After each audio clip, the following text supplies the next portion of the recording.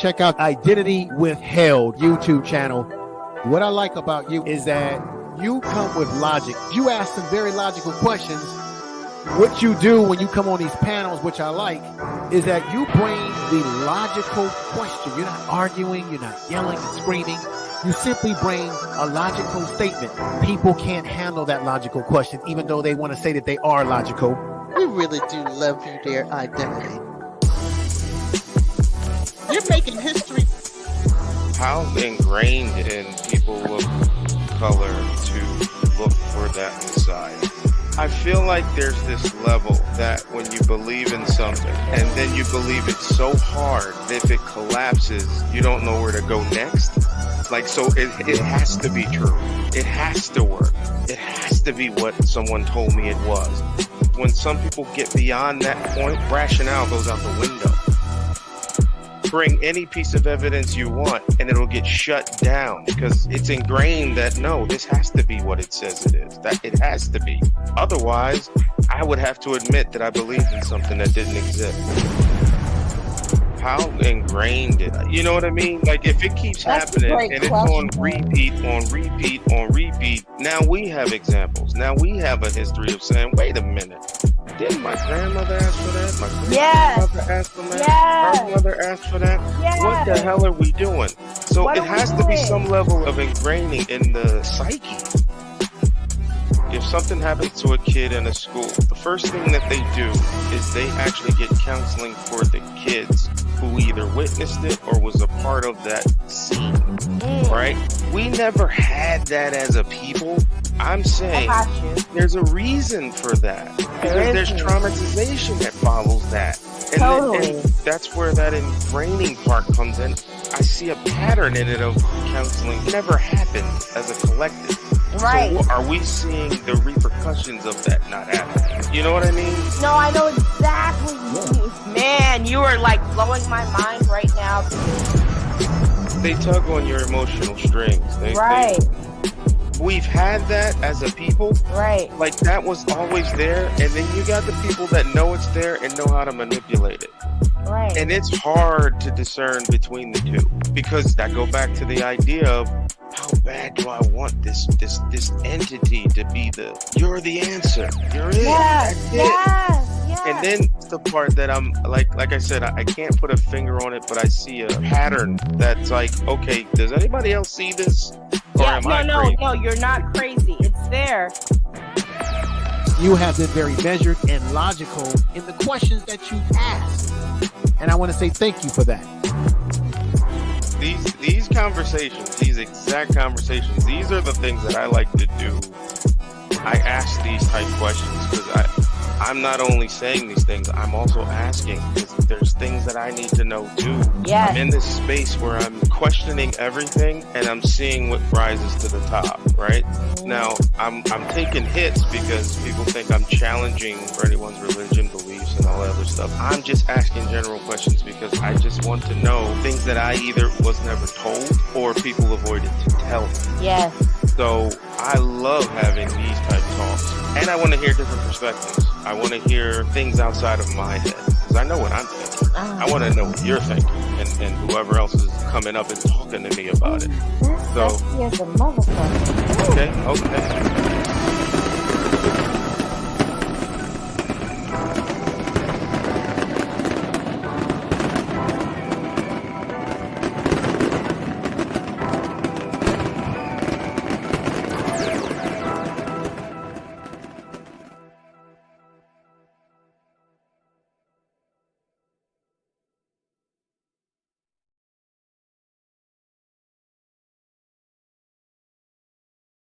What up, YouTube? What's good?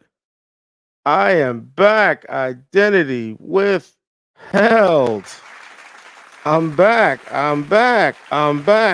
Twice in a week or 7 days, whatever way you want to count it. I'll take it. All right, let me do something a little different. I think I like the mood music. I'm trying to set some stuff out, so work with me, people. So welcome to episode 14. I'm growing, people, slowly but surely.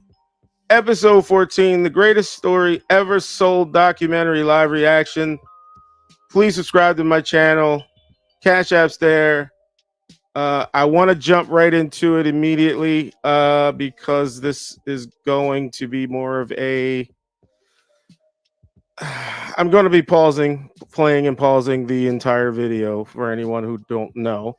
So it's going to be a crazy ride. I'm going to share the link, as I always do, because I love to hear other people's perspectives, whoever else want to join me on this journey. Now, I have to warn you up front that this is going to be a touchy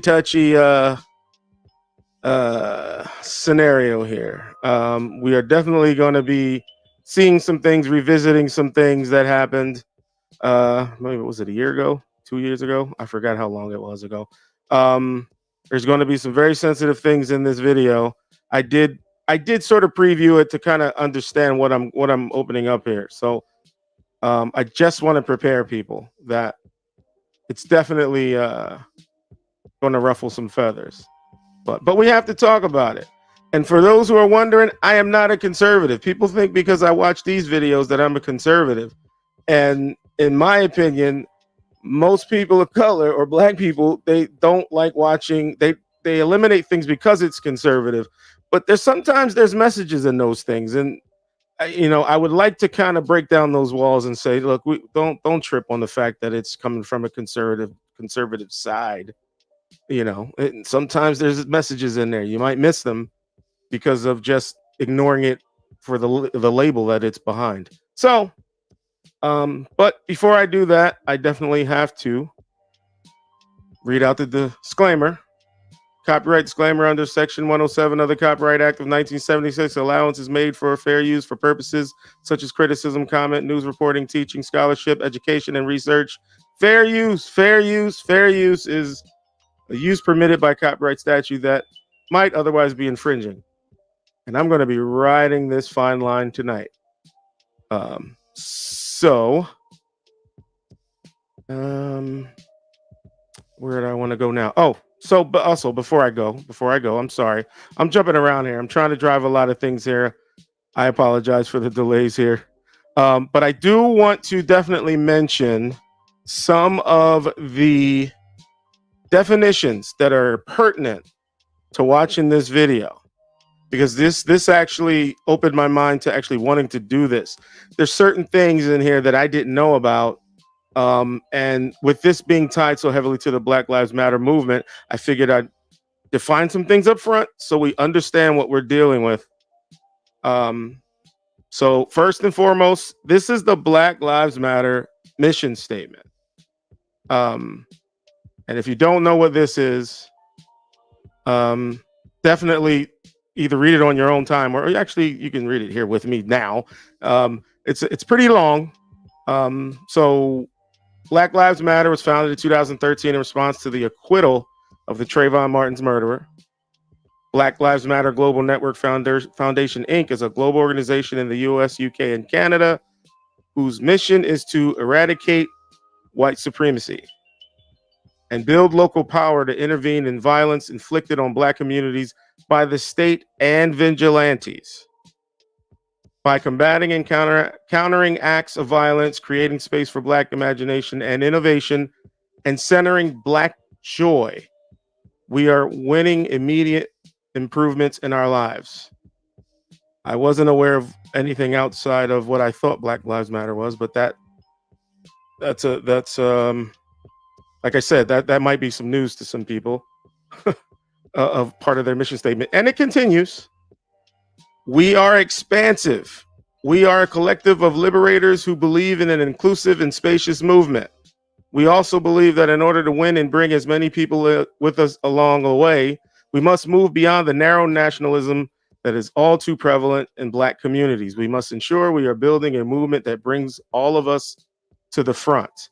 When I read that, my first question was, what exactly is all inclusive if we're talking about Black lives? So this is the reason why I'm showing this, because that's what I was thinking when I started reading this. Seems to be more than just Black lives. So We affirm the lives of Black, queer, and trans folks, disabled folks, undocumented folks, folks with records, women, and all Black lives along the gender spectrum. Our network centers those who have been marginalized within Black liberation movements. Again, this sort of opens up in an umbrella that I did not know was it's bigger than I thought it was initially, and I don't know if that's the same for you, but it definitely is. It's different. It kind of repaints the picture of what I thought Black Lives Matter really meant, but that just might have been just my personal what I think it should be, not necessarily what it is. And it continues. We are working for a world where Black lives are no longer systematically targeted for demise. We affirm our humanity, our contributions to this society, and our resilience in the face of deadly oppression. Okay, not as impactful as the slide before. And I believe this is the last one. I have to define this because this word is used in this video quite a bit.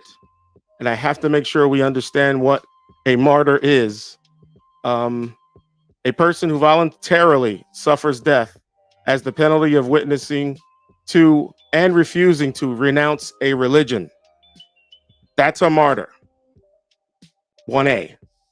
2A, or 2, a person who sacrifices something of great value, especially life itself, for the sake of principle. Again, keep in mind these definitions. The third is the victim, especially a great or constant sufferer. I'm not going to tell you where I think it falls for relative to this video. I'll let you watch it with me. So we have to define that environment. So again, thank you for coming, everybody. Let me see who's in the chat real quick. I got the frauding here. Nice. Thank you for coming, bro. I knew you'd be here. Appreciate it. Desert Woman. Hey, sexy toy lady. I see you. Uncle Albert. Okay. I've never had Uncle Albert in my chat before, so this is the first. Welcome, sir. Have we met? I don't know if we've met, but if we haven't, welcome anyway.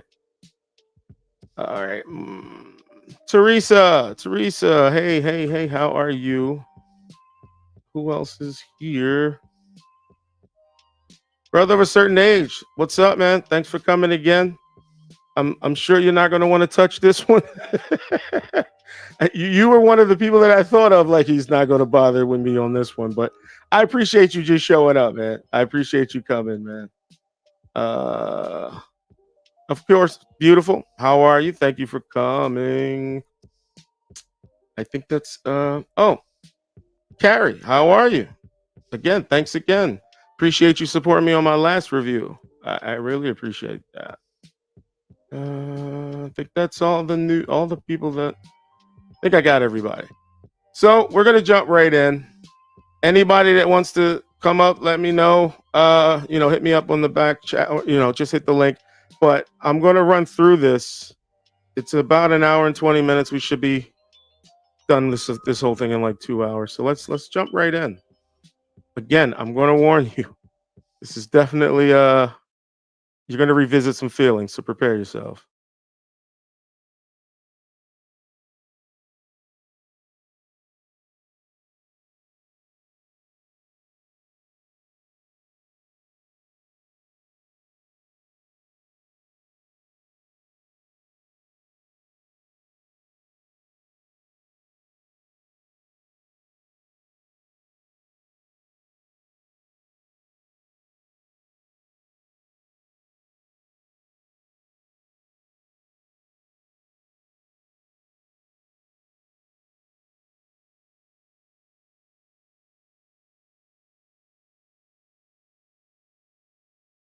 So he did have a $20 counterfeit bill.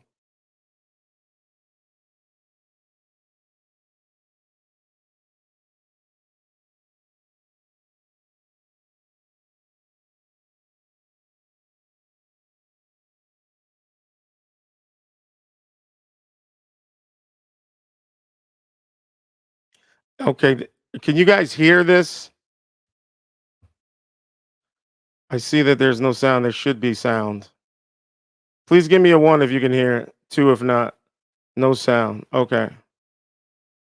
Let's try this again. I think I did this before, people. Boy, oh boy. See, this is where people should be clowning me for not knowing how to run the show like I used to. All right, let's try it this way. So again, thanks for coming. I don't. Let me figure this out. I'll leave you guys with a little bit of a. Man, it's been so long. I apologize. I think I'm going to start doing some premieres because this is crazy. This is crazy. Enjoy some of my actually you don't have to enjoy anything. I almost got it. So like I said, I did preview this. I was not going to show it because of how sensitive it is and stirring up some people's feelings about it. But it is important to see because, like I said, a lot of people are scared to not scared, but they don't even bother with conservative talk. And there's so many things in there, and you dismiss it. Most people dismiss it because it's just not their thing. But trust me, there's some taglines in there, and there's some things that you should definitely pay attention to. Let me know if you can hear that. Please, if you can hear it.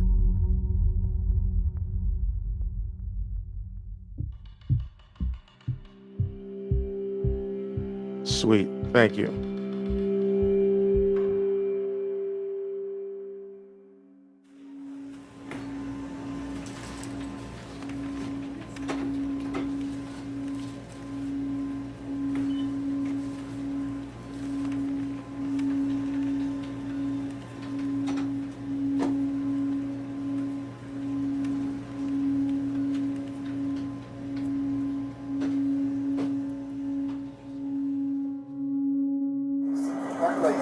Fake bill from the gentleman.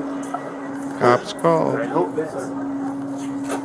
The driver in there? Yeah. Which one? That blue one over there. Which one? Yeah. Step out and face away. Please don't shoot me, Mr. Officer. Please. Don't shoot me, man. Step out and face away. Can you not shoot me, man? I'm not shooting you. Step out and face away. Okay. Please, man. Please. I didn't know, man. Get out of the car. I didn't know, Mr. Officer. I didn't know. Get into the home. Hey, you come back. Stay in the car. I'm sorry, Mr. Officer. I feel my knees. Stop resisting, man. I'm not. Yes, you are. I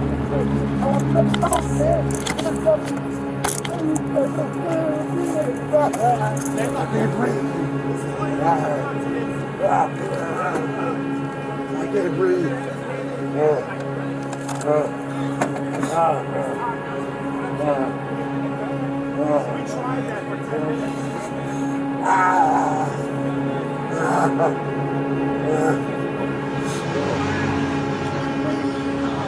Well, you got him down, man. Let him breathe, at least, man. I've been trying to hear about him. So he can breathe a little bit more. My homie down here, everybody back home. Why don't you die this thing? Why? Man, I can't breathe my face. Just get up. I have decided to do this video. It has been weighing very. I understand, people. This will trigger you. I did mention it earlier, Carrie, that this is going to bother some people. I didn't just blatantly play. But yeah, I apologized, and I apologize again for anyone being disturbed by the video. But I think that's part of the purpose of why they put it at they opened up with it. It's to stir the people. So here we go. Very heavily on my heart. I want to come out and say that I do not support George Floyd and the media depiction of him as a martyr for Black America. I'm going to explain why, and I hope that some of you guys will understand where I'm coming from. I want to be clear, this is not a defense for Derek Chauvin. I hope Derek Chauvin gets the justice that he deserves to be implemented upon him, and that the family of George Floyd deserves justice. Okay, interview tape 2. It was just gut instinct, you know? It just felt like we were being told, look over here, and I guess part of my personality is when I feel that way and somebody's going, focus only here, only here, only here, I want to know, okay, but what about over there?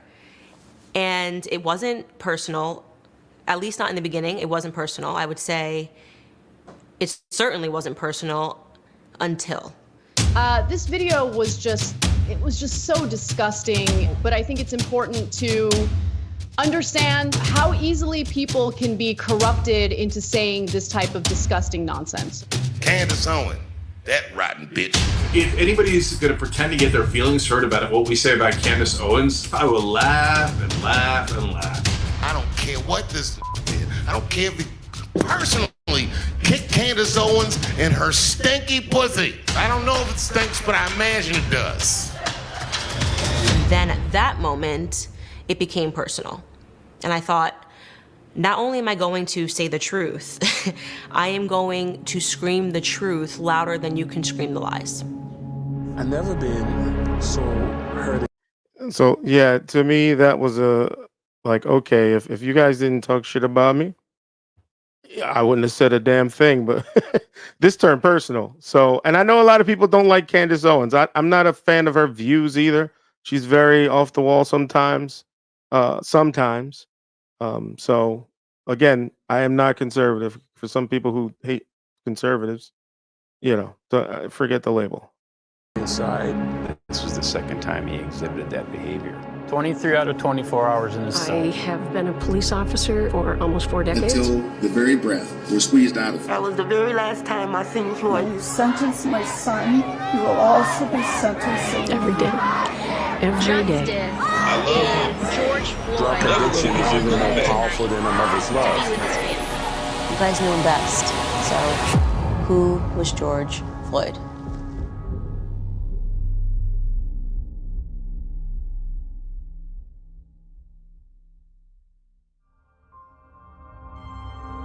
Outside this grocery store is now home for a memorial. We protest peacefully. We're kind of just helping each other out and rallying together as a community. We need to stand together with each other. We're here to serve justice for injustice. Say his name. George Floyd. Say it again. Say his name. George Floyd. Breaking news in South Minneapolis. The situation has become dangerous. Individuals breaching the gate at the 3rd precinct. Getting close to blocking the fence. What do you want, cop? We over here. All I do. You want your people to die? You coward! 3rd precinct has been compromised. They're about to breach the back gate. They're taking heavy rock. 3rd precinct is up in flames. Minneapolis is waking up to a lot of its buildings on fire. You saw chaos just erupt. Fires are still burning. We are seeing looting throughout the city. Bricks are being thrown at police officers. We are seeing increasing violence amongst protesters throughout the country. Cities are erupting into chaos and violence. How long can you be peaceful when your people are dying? We're out here trying to show them that we're angry. This is not just about George Floyd. It's about everything that's happened in our world. For whatever reason, it has become fashionable over the last 5 or 6 years for us to turn criminals into heroes overnight. And it is something that I find to be despicable, and it's something that I refuse to stand by any longer, and I am not going to play a part in it, no matter how much pressure comes from Black liberals and Black conservatives as some token of people wanting you to believe that this is the only way you can be Black, is you have to say this was wrong and that this person was amazing. I won't do that. Why are we pretending that this criminal should be upheld as a citizen, as a martyr in Black America? A martyr for a fake narrative. There's that word. People were shocked, right?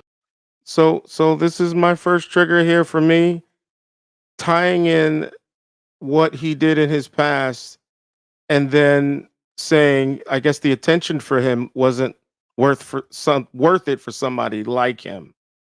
And I have the ability to separate the two and say, regardless of what criminal history he has, the act itself is the problem, not the person that they picked. So that's the narrative I don't. That's the angle I don't like that she took. But I understand she needs to sell this movie or this documentary. They had all thrown themselves in emotionally based on the media narrative, and they just sort of thought, how could the media not have told us this? So right now I am researching Alvin and Teresa Scott. They were George Floyd's last known roommates. And we basically just had producers reach out and say, we're working on a documentary pertaining to George Floyd.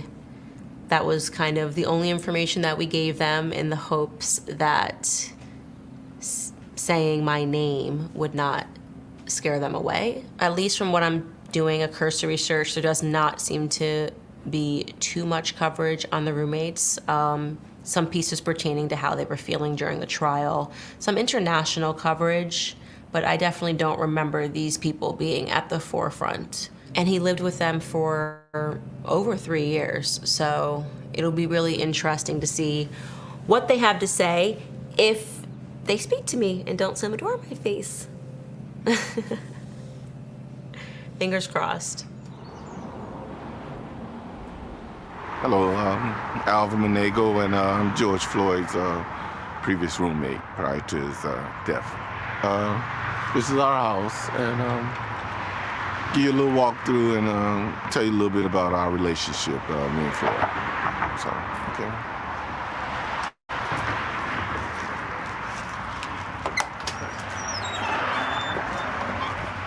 Well, we still keep his name on the mailbox, just still gets mail occasionally. Yeah, and this is us on the 4th of July, 2017. And these are our co-workers. We both work together at the Conga Lounge in Minneapolis, Minnesota. And that's Floyd right here. And they never forgot him because he was a people person. He socialized, and the kids was always, looking up like, wow, the guy's pretty tall. Floyd's about 6'7". So we can head upstairs and I'll show you where Floyd's room was. Eventually we were roommates, but when I first moved here, it was just me and Floyd, and Teresa later on moved in with us. And this was his room, much bigger, the biggest room in the house, and he was a big guy, so he always enjoyed it. And the difference was like he had a desk right here, and the only thing he always kept right there was either his Bible, and he smoked cigarettes, and that was the only thing you seen on his desk. Yeah, some good moments here. It was like we lived together almost, I guess it was about 4.5 years, almost 5 years, yeah. Him and Teresa often read the Bible together, and that was all of these is what he did. Like he got Proverbs marked right here. He used to read this all the time. Let me see, what else did he read? He read Matthew's right here. And so he used to be in his room, and our room was next door. And I used to hear him out loud reading his Bible all the time. And I used to be listening to him, and I'm like, wow, he really do be reading that Bible, The last day I seen Floyd, we stood up here on the top of the stairs. And this time we prayed longer than we ever did. I think we prayed for like about 5 or 8 minutes. Usually we'll do a prayer and it's like quick and everything. But this day we prayed longer than we ever prayed. And I said, Floyd, I'll see you when you get back, okay? He said, T, I'll be back. I said, promise me you coming back. He said, I promise I'll be back. And that was the last time I seen him. That was the very last time I seen Floyd, that day when we prayed upstairs, and I didn't see him no more after that.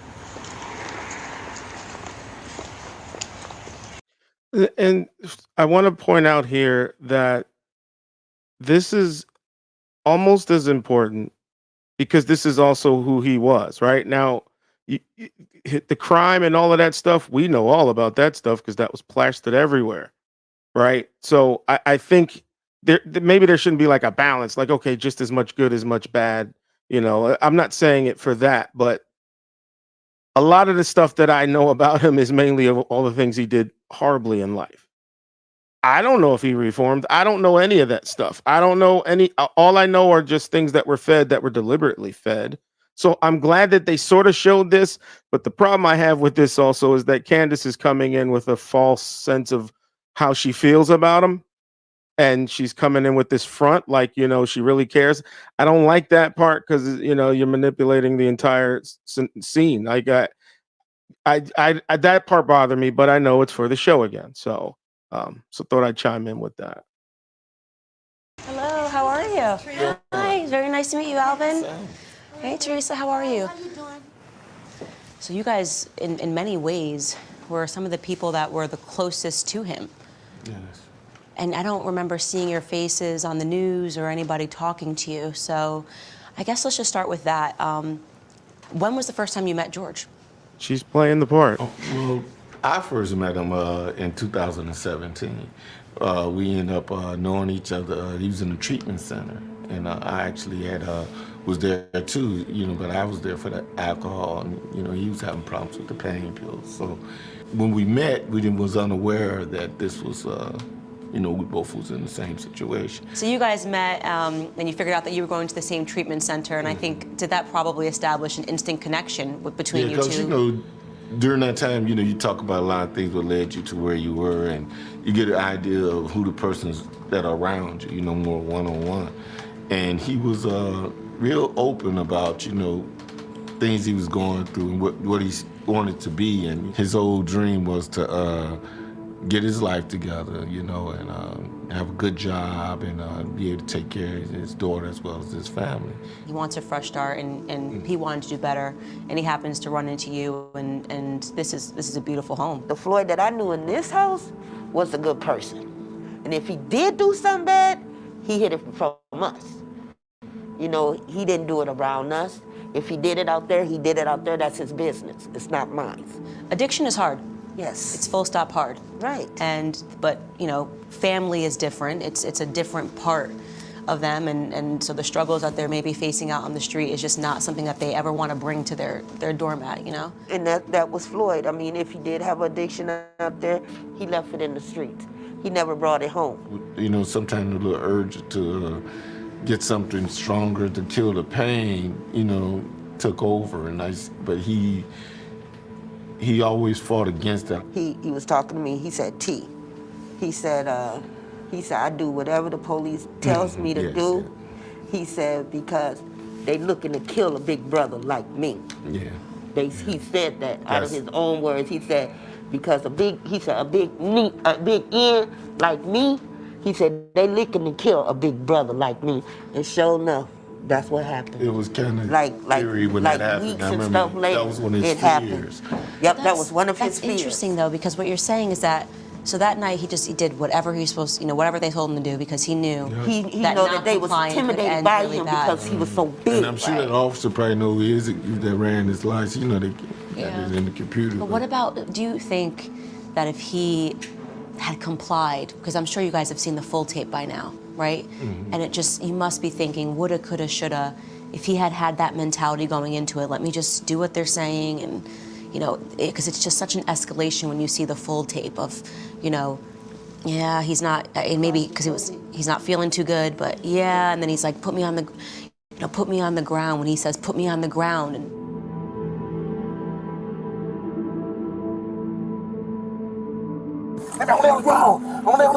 Trigger warning, trigger warning. You ever look at it and go, man, I wish that time he had taken his own advice and just been like, okay, guys, take me wherever you want to take me. Yes. Do you think that a lot of people maybe came out of the woodwork because there was an opportunity, to grandstand, to be on stage, to, a lot of money got thrown around, which is part of what I'm exploring in this documentary. I mean, Black Lives Matter Global Network came out and said we raised $90 million plus, and they did this with his face. Just his face, or saying you had some association with him, could have gotten, garnered a lot of people money. Do you think that people took advantage of him? Yeah, it's like they use it as what you say, a way of funding whatever they motivation was. And then at sometimes when I went to the George Floyd Memorial, it was different individuals going around there saying donations for this, for Floyd, for this, and yeah. You didn't know where they was coming from. You got a little metal box, and I don't know who you are. Where is this going? This is why I opened up with the mission statement of, because some people don't even know what the mission statement is, and that it's even more of an umbrella than just Black lives. So I think the ambiguity of where things are going is even further muddied or at least blurred. So again, that's why I opened up with that, because that was one of those things that I know that's Candace's angle. That's where she's shooting. I believe that's where she's shooting. Um, but I wanted to also address some things that I didn't think I was going to do in mid stream here. There were some comments made um, as far as maybe I was never that sensitive to start about this happening to George Floyd and not caring because I guess he was a bad guy. Um, and in my opinion, to be considered a good guy, because I think you mentioned you only mourn good guys. Um, Sometimes I get carried away. I think that's what you said. I'm sorry. Yeah, there it is. I mourn the death of good men. The question is, what do you define as good men? Because you may only have a snapshot of what they are today. You don't know what they were before. I'm not saying all men are bad or good, but we only really got a snapshot of the bad. And that's where I feel like the imbalance happened, because that was the focus. That was always thrown in our faces. So I'm not going to say that he deserved it. I would never say that, no matter how many um, things they can throw on the screen because of the act itself, it being a cop and all those things. That's where I feel like the divide has to happen, regardless of his past. That right there should not happen. Good man, bad man, indifferent. Doesn't matter to me. That shouldn't happen. Lock him up. Yeah. Serve time for your crime. Yeah. You do some dirt, you get caught. You deserve whatever comes to you based on that. But the act itself is where I draw the line. So, to meet with the president and the vice president, and for them to show their concern to our family, and for them to actually give an ear to our concerns and how we feel on the situation. I have to be strong, because that's what he would want me to do.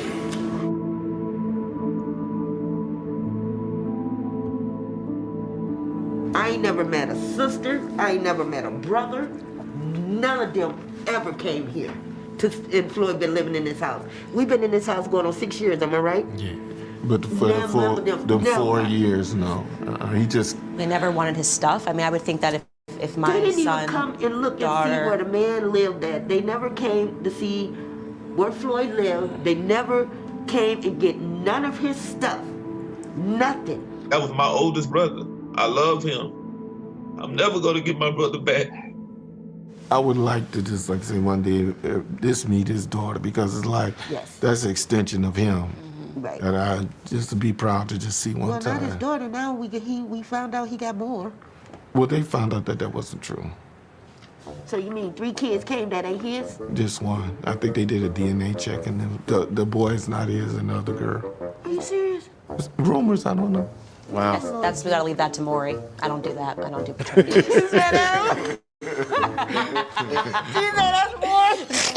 That's Maury's kids. That's not what we do here. That was a good one. You guys, thank you so much. It was what a pleasure to sit here and talk to you guys. It was just absolutely amazing. I would have rather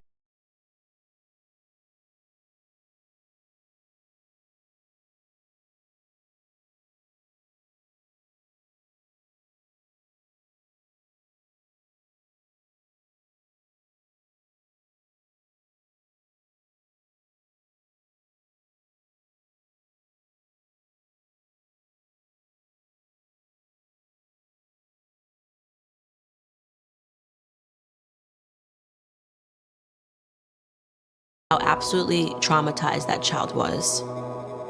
And then you think to yourself, just a few years later, and you will have children that are wearing his shirt, referring to him as a hero, as some sort of savior, right? That's wrong. I don't believe he was a hero or a savior. that's a little strong in my opinion. I know they made him to be the symbol.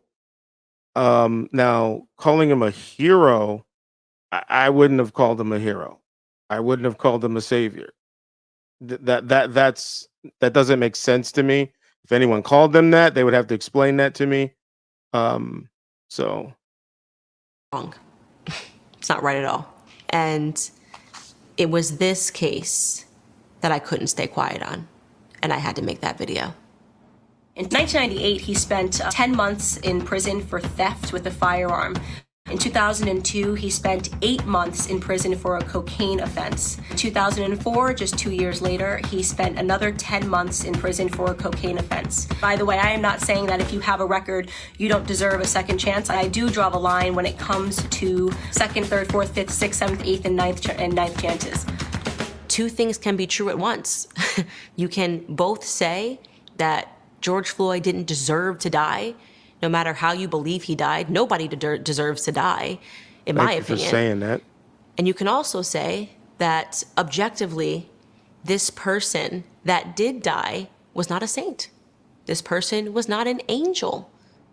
Okay, so my producer just sent me a link and a minute mark for George Floyd's 2019 arrest, which I haven't seen. So I'm about to watch it for the first time. Okay, now, Floyd, come on out.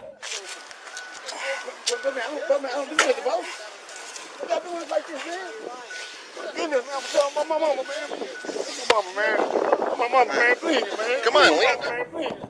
Okay, this is super interesting because he's saying mama again. And obviously I know that throughout the trial, his girlfriend testified that he calls her mama, and the media made such a big deal saying that when he died, he cried out for his mama, and they clearly misinterpreted that because this is a 2019 arrest. He's once again saying, I want mama.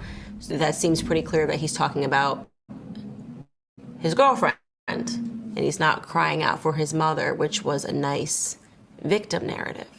You and Floyd, Mr. Floyd, excuse me, I'm assuming like most couples I cannot argue had that. pet names for each other. Yeah. And what were you saved in his phone as? Mama. What's crazy in the retrospect is to realize that everybody reacted. Nobody knew who George Floyd was, but also nobody knew who Derek Chauvin was.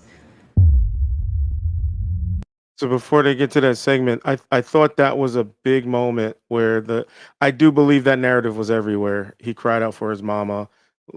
I believe that he was crying out for his mama. That, you know, you kind of get wrapped up in it. I admit that is a fact that narrative was pushed in that light. Now, having video of him saying mama when his mom's not dead yet, even if he's talking about his girlfriend, I don't think it removes the victimhood of it. It just removes the person that he's calling out to. If it's his girlfriend or his mother, does it really change the fact that it doesn't change the action? It's still the action. So it shouldn't have been painted as a sympathetic, he's calling out to his dead mom. But the weird thing is, we assume that he's now calling to his girlfriend. It still doesn't mean he was. So that's where the ambiguity falls. It's like at the time of his death, yeah, his mom was dead. So do we know if he was really calling for his girlfriend at that point? That's where the ambiguity for me comes in. He could, may not. But the narrative was definitely pushed that it was his mama. And that should not have been pushed that way.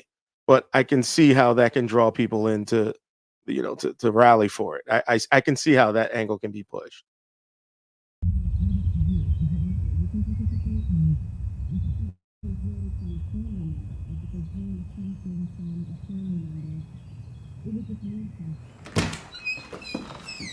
Literally nothing. I mean, my heart breaks for her, obviously, hearing, she's obviously just devastated, but she's being told by his lawyer to say absolutely nothing. So she's not going to come on camera. She's not going to participate he's not going to come on camera or participate. It was because they have a muffled pending on appeal. purpose. And my frustration and what I expressed to her is I'm just like, so your strategy for the appeal is the same thing that your strategy was during the entire trial. Silence. Allow the media to tell the story. I said to her, I literally said, Chauvin's mom didn't want her voice this might on be here. the only opportunity that you guys have, right? You've already lost in the court of public opinion. So how is it going to hurt you? He's lost, right? How is it going to hurt you to allow his voice to be heard and to tell the story from his side? Nothing. Like, the lawyer's running the show, and to be honest, I think it's the worst strategy.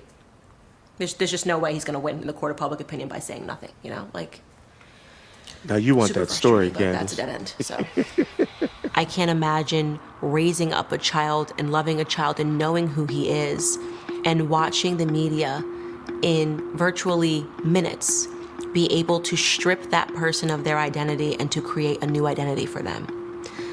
I felt her pain.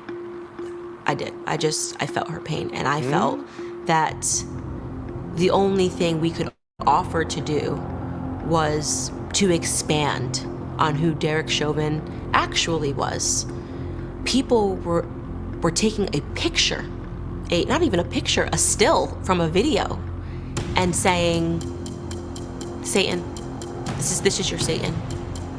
People were taking a storyline that was given to them from the media and saying, here it is, George Floyd, he's your hero. That's it, that's the story, the end. It's insane. She's outraged of how they're painting Chauvin. You know Derek Chauvin. I do. I was a Minneapolis police officer for 31 years. Is it the same Derek Chauvin that the media has introduced the world to? Not at all. Derek is quiet, somewhat quirky. Please understand the parallel that the narrative, she didn't like the narrative of what George Floyd was being painted as. And then she doesn't like the narrative of Chauvin, but it's almost the same idea that actually it's the flip. If she's saying that they're praising George Floyd, but they're shitting on Chauvin, and she doesn't like how the media is portraying it. But it's funny, she has to use the same sort of style to get her message across. I just thought that was interesting. Not a big guy, very dependable, shows up to work every day. Derek is the kind of guy that you want to show up on your calls with you. He's very level-headed. Derek, when I first supervised Derek, I was a sergeant and I was running a unit for Homeland Security. Derek got assigned onto my unit, and at the time he was living with his mom, which I thought was admirable that he wanted to help take care of his mom. Derek is a quiet, thoughtful, honorable, and selfless man. He has a big heart, and he always has put others before his own. He was kind of a guy that was a little more of a loner. You know, some probably would have considered him socially awkward. You described him as quirky, and somebody else kind of described him in that same way. What do you mean by that? Kind of quiet, introverted. Sometimes he wears his uniform pants a little high on his boots. Just that way. You know, maybe not the quarterback of the football team. Not the quarterback of the football team. Okay. Did he ever have any issues with other police officers? Was there ever any signs that he was particularly violent or had issues with people because of their skin color? No, never. No, that is not the Derek I knew. And I don't believe what people are saying. It's made up. It's not true. When you sentence my son, you will also be sentencing me. Plus the fact that when he is released, his father and I most likely will not be here. Where is Derek today? Derek is at Oak Park Heights Prison. He sits in a cell for 24 hours a day. He does not have any reading materials, no TV, no computer, no nothing. He just sits in the cell. And good thing that's he's quiet. You sit and look at the four walls in your cell every single day. What was your initial reaction when you saw that video in terms of looking up and seeing, hey, that's Derek Chauvin, I know that guy? He's somebody that would be hard to read for most people, but a nice guy. So when you looked up at his face, you didn't see a monster. You just saw Derek looking as Derek has always looked, and the media perhaps reading into it. They read into something that was not there. That is not the Derek. I'm really selling the sympathy. All of our on department was painted with that same brush, which is unfair, and it's a lot of false narratives because we have a good department. And we heard earlier that he is spending 23 hours a day in solitary confinement. Do you ever think about his mental state? Every day. Every day. You don't wish that on anybody. There's an incredible amount of stress in the job alone. More or less, if somebody dies in your custody, that's about the worst thing that you can go through as a person and a police officer. George Floyd was a semi-regular customer.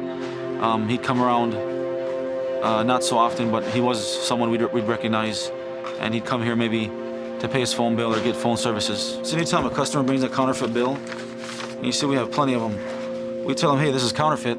If the customer insists, then we call the police, and then the police has to ask them where they got it from. And that really hasn't ever happened. And my experience here, whenever we tell a customer that the bill is counterfeit, they immediately leave because they don't want to be involved with it. How can you tell? Just from our experience, yeah, there's some good ones, but a lot of times we know right away that they're fake just because of the way they have the color disfiguration, or the way they feel, the way they look. So usually we don't call the police on counterfeit money because when we tell the customer that it's fake, they accept the fact and just leave. When he came in the store, he was with a friend of his. The friend of his was paying for some electronics repair, and all of the money he had was counterfeit. Because we knew the person, we told him, hey, we're not going to call the police, just take this money back and don't bring it back here again. And then a few minutes later, George Floyd made a purchase in the tobacco shop with a counterfeit bill, and the employee then called the police. They arrived about 45 minutes later and found George Floyd in his car, and that's when they approached him.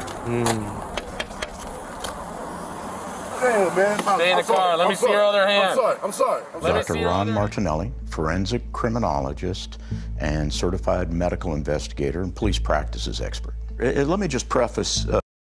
I definitely like this comment. I have to put it up here. I don't know if it's behind this. This is one of the problems I have with documentaries. You can use your footage and clip interviews to paint your narrative nice and neatly in a bow. Yeah, they're definitely stringing things together in a nice little picture here. But I get the point of why they're doing it. I mean, it's their point of view, right? But yeah. So I just wanted to mention that. Right here, all right. We classically get a lot of officer-involved shootings and in-custody deaths, but we take them from all sides. So my advocacy is for facts and evidence, not for people or entities. So if the officers are doing what they're supposed to be doing as they were trained to do it, I'm going to tell you. If they're not, I'm also going to tell you that. What was your assessment of the police behavior in seeing the full video and seeing how things played out? They make contact with Mr. Floyd, and that is totally appropriate because they're investigating a third person's report of criminality. Stop moving. Put your hands behind your back then. I'm not gonna do nothing. Stop resisting, man. Stand up. Please, man. Stand up. Why are you doing me like this? Stand up. Trigger. We're trying to get out of the street here so you don't get hit by a car. So for the officers, what they have to do is they have to begin an investigation to ask him probative questions, seeking more evidence to determine whether a crime has occurred. All right, what's your name? George. We're here because it sounds like you gave a fake bill to the individuals in there. Yeah. So once they put the handcuffs on Mr. Floyd should have known, albeit he's under the influence of drugs. Ouchie, man. Are you on something right now? No, nothing. Because you acting real erratic. That he must obey the officer's directions, orders, and commands. He cannot resist arrest. I hear you, but you are going to face this door right now. Mind you, he said he knows he's under the influence. I don't know if he was or he was not, but based on his statement, they knew he was under the influence. But yet you assume you expect him to have the cognitive ability to know I must do A, B, and C. That part was a little weird to me. Like, why would you expect so much out of somebody that you know is somewhat inebriated or to some level, drugged or whatever? That didn't make sense to me. Stop. Please, man. Please don't do that. Take a seat. I'm going in, Mr. I'm going Trigger. And so when Mr. Floyd gets in a car and he claims that he's claustrophobic. Right. Claustrophobic is exactly what he said. I'm claustrophobic. Stay on. I'm just claustrophobic. That's it. I think if I was an officer, I'd be saying, wait a minute, you showed up in a car. You wouldn't get in a car if you thought you were claustrophobic. The officers... There's another one. There's another one. Making the statement that, hey, you drove in here in this car. You weren't claustrophobic then. Well, yeah, I didn't have guys on my backs with my hand handcuffed to my back being thrown face first into a squad car. It's different. You can't say that equates to me driving here. It's not like, hey, putting on a seatbelt is like putting on handcuffs. No, that's a horrible, horrible statement. I think they should have cut that out. That one definitely was, it's a bad light.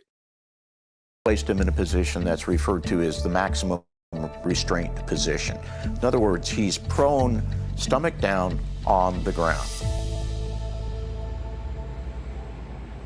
Ladies and gentlemen of the jury, good morning. We plan to prove to you, beyond a reasonable doubt, that Mr. Chauvin was anything other than innocent. On May 25th of 2020, Mr. Derek Chauvin used excessive and unreasonable force upon the body of Mr. George Floyd until the very breath, ladies and gentlemen, until the very life were squeezed out of him.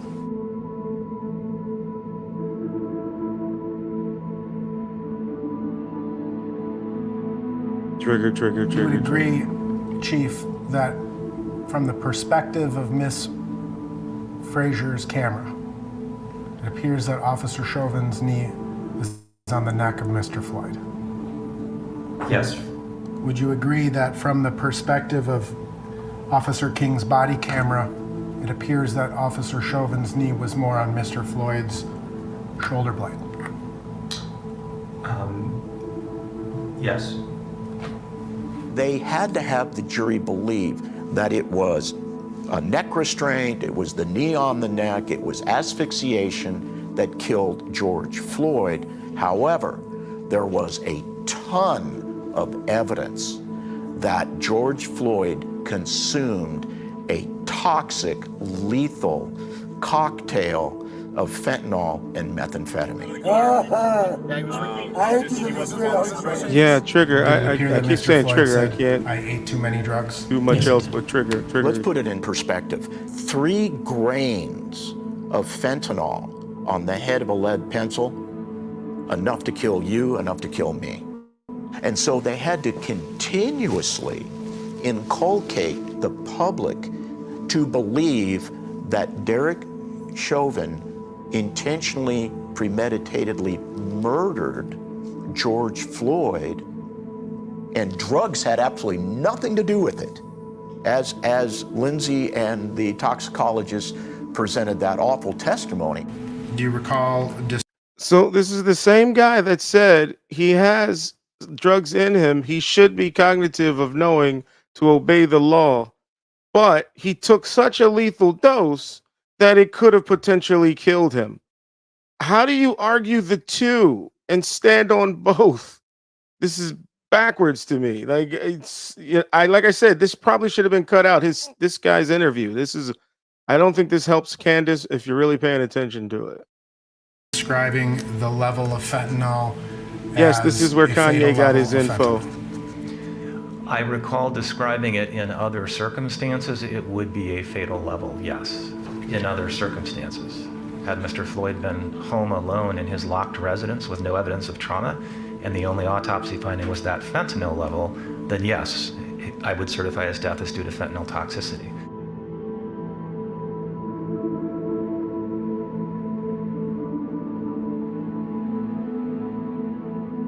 I know I can't breathe. Trigger. Please trigger people. Take a seat. I can't breathe. Here, come on out. The autopsy is generally broken down by, number one, how the body is presented, and what his height and weight is, and then it goes through the neurological system, exterior trauma, interior trauma, but I go right to the cardiovascular system. And there I look at the heart weight. How much does the heart weigh? And then I take a look for key words. I compare the heart weight to the height and weight of the individual, to what the toxicology report says, and I look for certain words or evidence of something called cardiomegaly. Cardiomegaly means an enlarged heart. And if a person has cardiomegaly, their chances of sudden cardiac arrest rise by 150 times, not 150%, 150 times. That is significant. And then we have the whole issue of the police encounter and the basal metabolic rate rising. Think about him being agitated, chaotic, excited, and his heart is... Let me guess. Being thrown in a cop car, thrown on the ground, whatever else, that will excite you. On top of the drugs that you know, or at least you think you know, that are in his system. These are so contradictory to the narrative that I think Candace is trying to paint. But I guess they couldn't throw this guy's testimony out. Pumping. There is zero empirical forensic evidence, medical evidence of any biological mechanism, physiological mechanism that would have interfered with George Floyd's ability to get sufficient oxygenated blood up into the brain. There's zero evidence of that. There was another passenger in the vehicle. So by the way, there was another doctor, Dr. Michael Baden, who did an autopsy after the fact. I think he was hired by the family, I believe, which I thought would be in this documentary, which I don't think it is. Who, if you don't know who Dr. Michael Baden is, he's been around for a very long time, way back. HBO days. He used to do a show on HBO about autopsies and stuff. I knew the name, and once I knew they hired him as an independent examiner, he definitely challenged the rulings of the initial autopsy. So I was hoping it would have been in this documentary, but it wasn't, because I guess it didn't fit the narrative, I guess.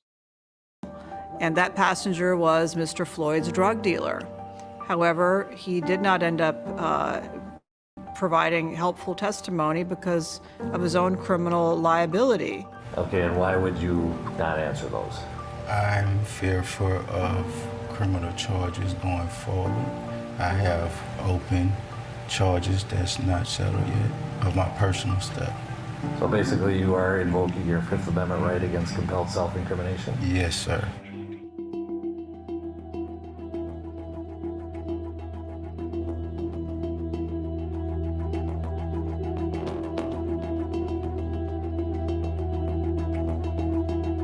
There was some evidence that came out of chewed up pills that were found on the floor of the police car. It's very unclear to me why that evidence was not obtained earlier and presented to the jury. But I think if the jury had seen the entire picture, not only of Mr. Floyd's drug dependency, his multiple prior brushes with law enforcement, but his physical characteristics at the time I thought of they the knew incident that and his already. ultimate death. Absent the interaction with the police, he could easily have died with the amount of drugs in his system with no knee on his neck or on his shoulder. And so to me, that would have suggested, if I were on that jury, reasonable doubt, but our system is such that a jury gets to decide that. Now, there were other factors, I think, that polluted the jury's ultimate ruling. Ultimately, the jury reached its conclusion. I'm praying the verdict is the right verdict, which is, I think it's overwhelming in my view. We've got to get more confrontational, make sure that they know that we mean business. I want to see the charge of the arresting officer take place. Trigger warning. We Trigger are not warning talking throughout this about video. a split-second decision that was made. I can't see coming to a different answer there. Thank you. Real quickly, have you seen the body camera footage yourself? No, I have not yet. The verdict is in the case that has riveted the nation, the trial of Derek Chauvin. The former Minneapolis police officer was found guilty today of killing George Floyd last May. I just want to thank the prosecutors. I just want to thank God, the DNA, everybody. Amen. Amen. Hallelujah. Hallelujah. And I hope every killer cop is watching and paying attention, because today the Black Lives Matter movement served notice on you.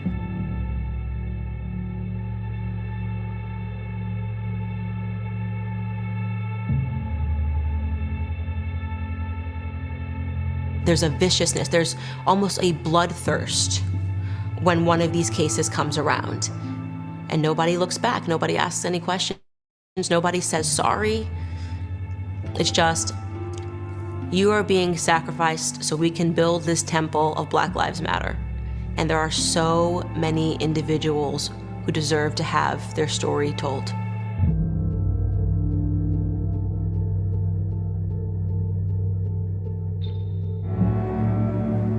So Liz, I want to start with you. So being an anchor and having that position, how did you juggle being married as well to a police officer in terms of covering stories?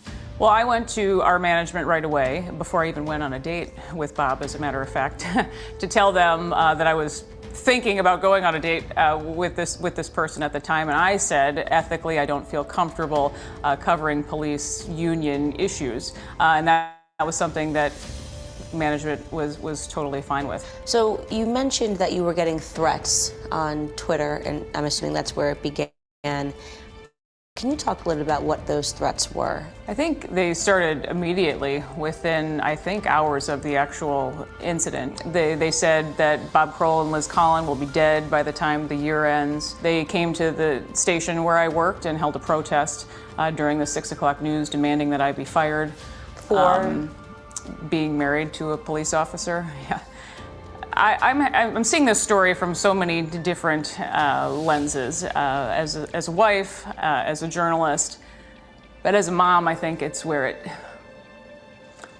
hit me the hardest. I don't agree. She should have been early days, attacked I'm just for calling friends, hey, can you married take to Anthony? Chauvin. We have another death threat, or my parents are watching him for a few days. He doesn't know what's going on. I mean, you can't even explain this stuff to adults, nonetheless a 7-year-old child. And he happened to see a little clip of the news in the early days and said, wait a minute, so the police made a mistake and they're stealing stuff from Target? In his little mind, he knew that this did not make sense. This isn't okay. So this was a Black Lives Matter organized protest. 100 people were there. And we were out of town. After that happened, I sent an email to our newsroom and I said, this seems newsworthy. There was a state rep candidate there that was beating me in effigy. They made piñatas of Bob and I dressed as Klansmen. Whoa, whoa, whoa, whoa, whoa, whoa. Yeah. Slow down here. You're telling me that they... Candace is shocked that they would do something like that. Oh my God. I wanted to actually bring light to this comment here. I think Candace is using George Floyd to start the documentary just as much as BLM used them to springboard their movement. I didn't want to say that initially because I didn't want to lead the audience, but I'm on that path as well. I appreciate this comment, a brother of a certain age. I appreciate that. Piñatas of you in effigy, and they beat them. With bats. John Thompson did with a stick. In our driveway. This is the man running to be a state representative in Minnesota. In your driveway. Overwhelmingly elected. Bob Pro and anybody who support his racist ass. Bob Pro, I said it. I mean, it was horrendous, absolutely awful. And I got in trouble for pitching that as a story. We had reporters tweeting their alliance with Black Lives Matter using that hashtag after this movement, talking about it's okay to align yourself with this group and supporting Black Lives Matter. And that was fine. But I was no longer wanted there, and that was pretty clear. What was the process of making these? I mean, if you've ever been so angry you wanted to make a piñata, that's where I'm at. Just f*** them. Just absolutely f*** them. That's where I'm at. So when did you make the decision to leave? My contract was up in January of this last year, and I had been blackballed in the market. If I can interject, they were successful in destroying her career because she had a wonderful career trajectory going. She's a small town, Worthington, Minnesota local. She was a local favorite. She was the primary fill-in for the two main anchors. She had a weekend anchor. The ratings that they had were huge. Everybody loved her. And then all of a sudden, this twist. So I watched it destroy her and destroy her career, something that she's very good at and a lot better, quite frankly, than some of her competitors or her replacements.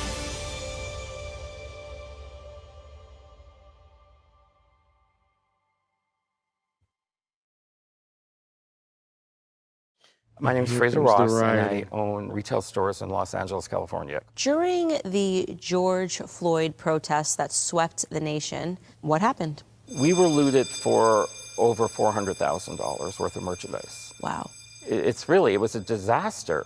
You then went online, and what did you observe that you thought was out of the ordinary?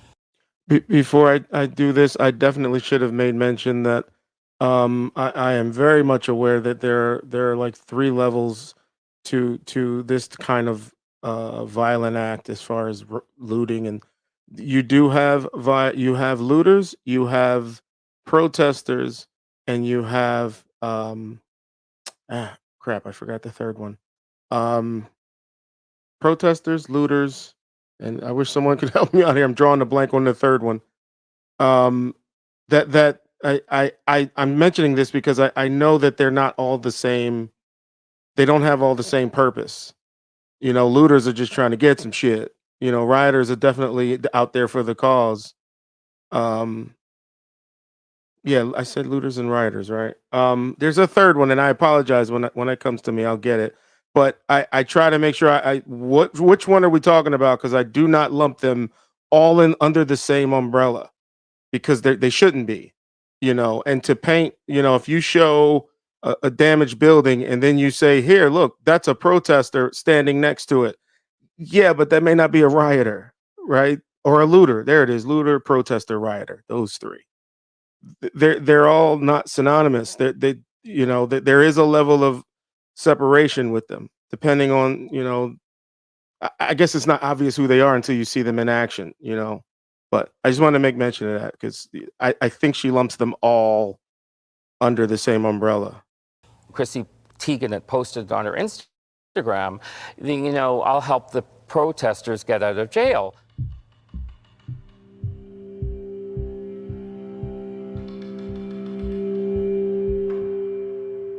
Then she said, well, let me up it to another 100,000. Now, when you have approximately 30 million followers at the time, you can start a movement, and people say, oh, well, she's going to bail me out and everything. And then, you know, you've got celebrities like Jennifer Garner giving 4 hearts to that post. Well, they all live in gated communities, and it's not their stuff being destroyed. And you had just been looted. Yeah, I went online and posted an Instagram of the store being looted, and I tagged, thanks, Chrissy. She wrote under this post, well, like anyone's really shopped there for 10 years. So her instinct after seeing that your store had been actually looted, her response is, well, no one shops at your store anyway. So she was not sympathetic to the victim in this circumstance. Not one bit. But Jen Atkins was actually worse. Jen Atkins, she's a friend of Chrissy Teigen. You've tagged her in this post because you sell her products. She comments on this post as well, basically saying, use the shampoo to clean up the graffiti. And my looting cream comes out in October. So they're having fun. They're mocking the looting. Right. You should be in federal prison if you're inciting violence with that many people following you.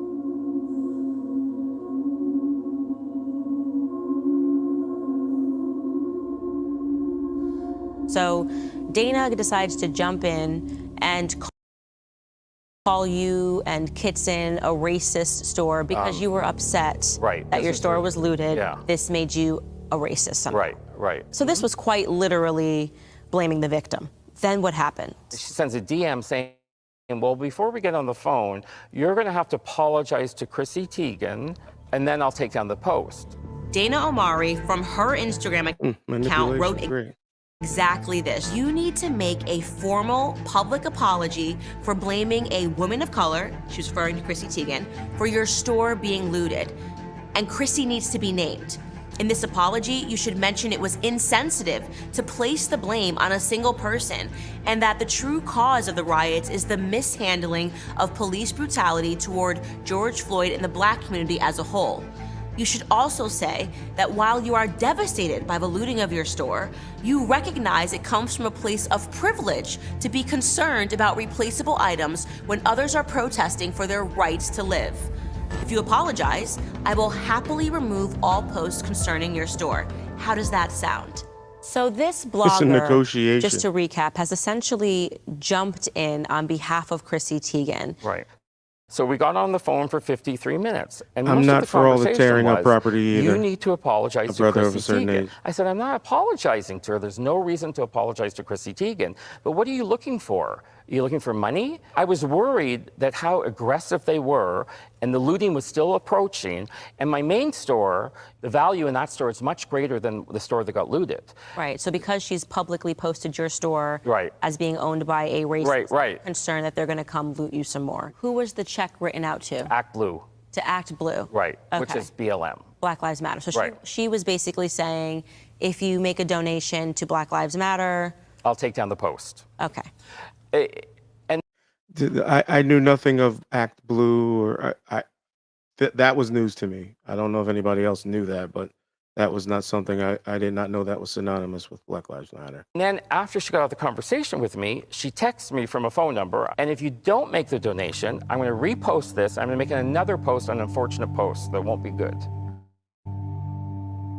Is this cyberbullying? So let me ask you a question. Chrissy Teigen, Jen Atkin, a blogger in which they both follow.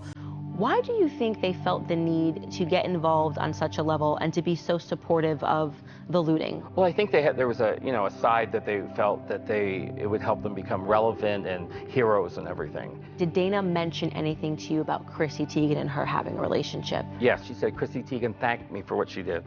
Wow. Yeah. So she thanked the blogger Yes. for calling you a racist. Yes. And I guess having an outrage Yes. mob descend on you online. Yes.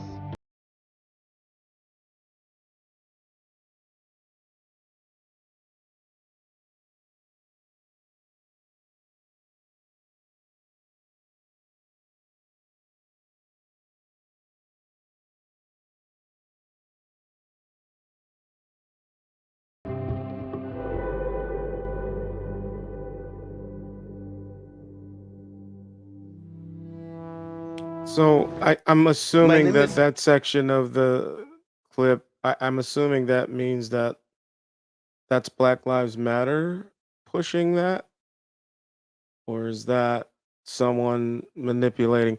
I'm assuming that's what her angle is. Look what Black Lives, people who back Black Lives Matter, look what they do. You know, they force, I'm assuming that's what she was trying to do. Charles, and I grew up in Kenya. How long have you lived in Minneapolis? I came to Minneapolis in May of 1997, so it's been 27 years. 27 years. Yes. What was this city before? Oh, I definitely have to bring this up. I definitely have to bring this up. I'm a bit confused. Could this documentary be done separate from doing George Floyd criminal record in history? That is a great question. That is a great question. This is, again, I see her angle. I don't agree with her method because she's complaining about a method and using the same method. It's muddy. But to answer your question, you could, but I don't think the narrative would have set in as heavy. Like, obviously people are getting triggered and keep leaving because I understand this is heavy, people. I apologize, but again, I'm sure there's some things in here that we just didn't know about, like all the background stuff. So, For the George Floyd riots? Well, it was just a typical Midwestern city with low crime and hardworking people, and we just lived here and enjoyed life together. Yeah. And then things took a bit of a turn, and this is something different, would you say? Well, what we saw was like a venting of anger. It was complete opposite of Minnesota nice. And we saw anger, mayhem, looting, destruction of property, burning of police precincts, and it was completely foreign to me. I'm used to something like this in third world countries, but not in America, and quite honestly, not in Minnesota. Not in Minnesota. This is something that I think I've never seen before in any city that I've lived in, at least. It says, "You are now entering the free state of George Floyd." What does that mean? It means this is an autonomous zone, and it operates outside the laws of United States. And anything that happens here is run by a community, and they do whatever they want. They do whatever they want. How is that allowed in the United States? The city of Minneapolis has been negotiating. Negotiating with whom? With the community. Wow. So the city is being held hostage by the community that is running the autonomous zone. Do I have that understood? That's correct. Wow. Yeah. So we are now entering a state where really anything goes, right? Really sort of anything goes, right? Well, I think anything goes here. We've seen death. We've seen a man shot right in front of us. We've seen a woman who was pregnant shot right in front of us. And right here, we had a huge sure that bus, doesn't only like a happen school here, bus. but And it was a clinic. It was a medical clinic. And the number one thing they were treating during the time of the riots was gunshot wounds right here. As I'm looking around, there's so many empty shops on the block, things that are boarded up. How does that make you feel to see that? Is there ever going to be life again on this street? Well, I feel like there has been a tremendous loss of the way of life here has changed, the economy, the destruction of businesses. Most of the businesses here that were destroyed, the insurance would not be able to cover that. Right. And so it's a hard thing for people to rebuild themselves, especially after what they went through. It almost seems like a vigil is being kept here. Well, this is pretty much the body of George Floyd. This is where he lay dead and breathed his last right here. Oh, wow. Right. And so the idea is that no one should enter. This is sort of a sacred place. Is that correct? Yeah, you can see this. It's pretty much a holy ground. Now, you're a pastor, so I just wanted to ask you, how does it make you feel, right, knowing obviously who George Floyd was and how he lived his life, to see that this has been transformed into a holy ground, you know, as if this is where Jesus Christ took his last breath? Ooh, Well, no, you didn't, We Candace. have better people to follow. Of course, Jesus Christ, Dr. Martin Luther King Jr., No, you who have didn't, lived their Candace. lives Shame on you. and epitomized what we would like to emulate. Right, right. And how does it make you feel when you hear leaders, you know, saying that the death of George Floyd is more significant than Martin Luther King? It's outrageous. Ooh, that one triggered me a little bit. That statement would make sense if they were killed in a similar manner. Now, there's speculation of who was involved with Martin Luther King, but the idea that this is the being a victim of some level of brutality from a police officer makes it completely different. That's why I said shame on Candace for doing that. She tied in Martin Luther King and Jesus. Woo! Okay. Let me keep going. I guess I would have assumed when Black Lives Matter announced that they raised over $90 million, who knows how much over, on the back of the George Floyd riots and the sprees. Where is that money? I don't know. It's not here. It's actually a good question. everything looks worse than it was. Is it possible that Black America was sort of used as a front, and the emotions that Black America was feeling was used as a front, and this money went probably maybe not to Black people at all, anywhere in the world? So many elements of people who took advantage of the death of George Floyd to stir up the emotions for political gain, for financial gain, Sort of doing and that to with this propagate documentary. division, because some of these organizations that raise money, they can only get money if they propagate hatred and division. They are not helping the community. They are helping themselves. So, anybody listening, do you agree? Would you agree that some of that money should have been used for the neighborhood that he came from? Is that reasonable to assume? I don't know if that solves anything.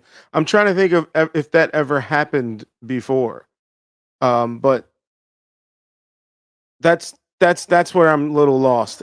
Should we assume that some of that money goes back to the neighborhood, or obviously yes, the family? You know, it's obviously they're the ones that are gonna, yeah.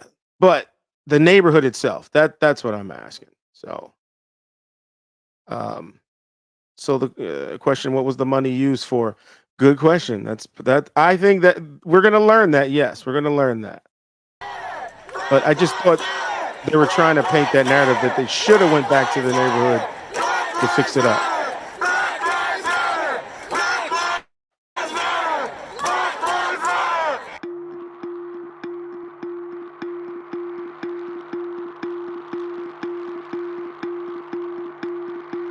Where have you seen that money impacted throughout the city?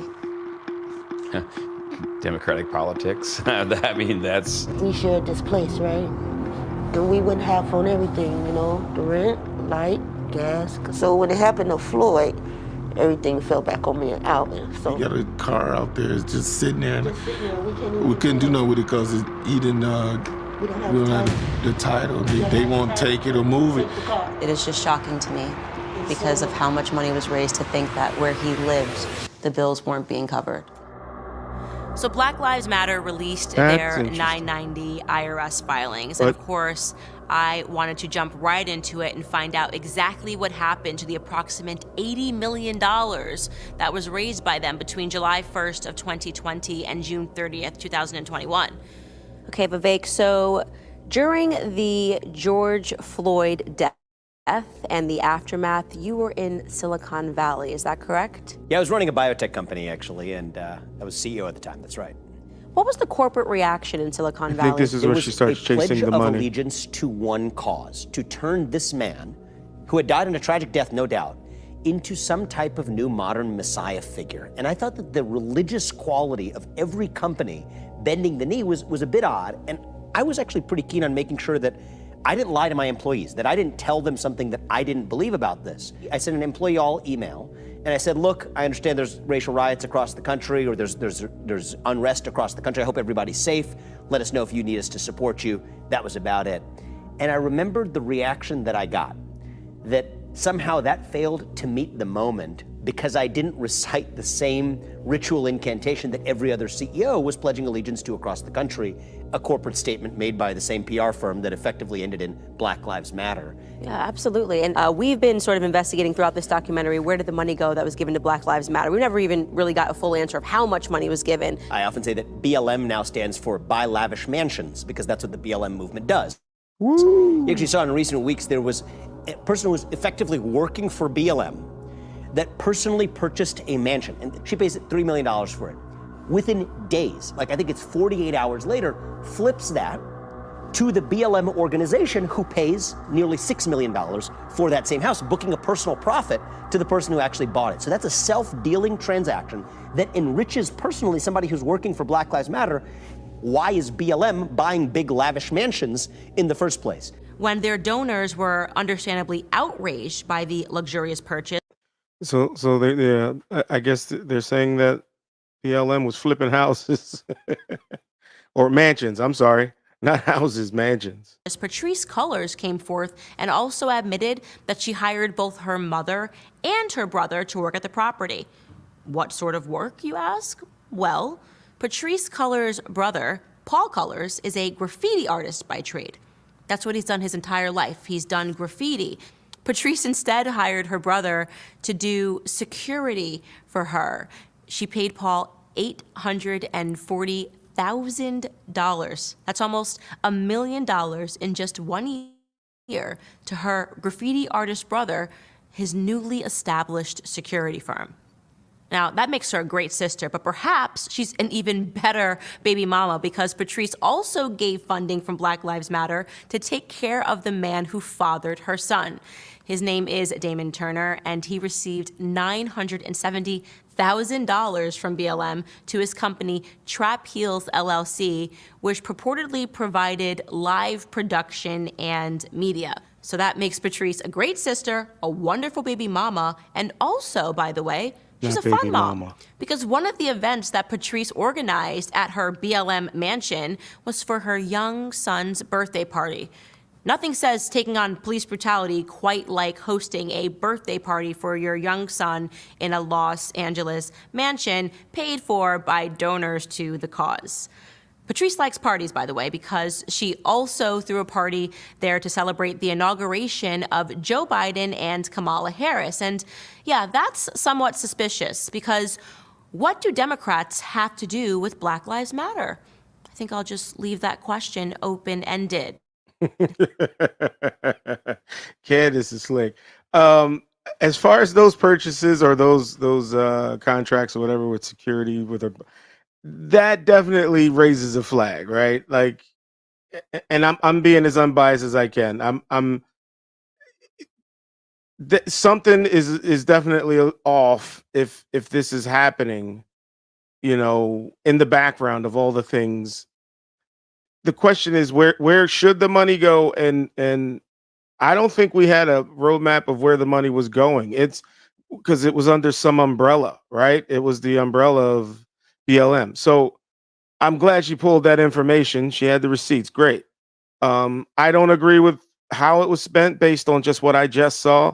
But you know, we didn't have a roadmap either. So it's the question is, well, where should it have been and why didn't it show up? So, but I definitely don't agree with how it was broken down or how it was broken down to pay personal people around you. That is a lot of money. Ooh.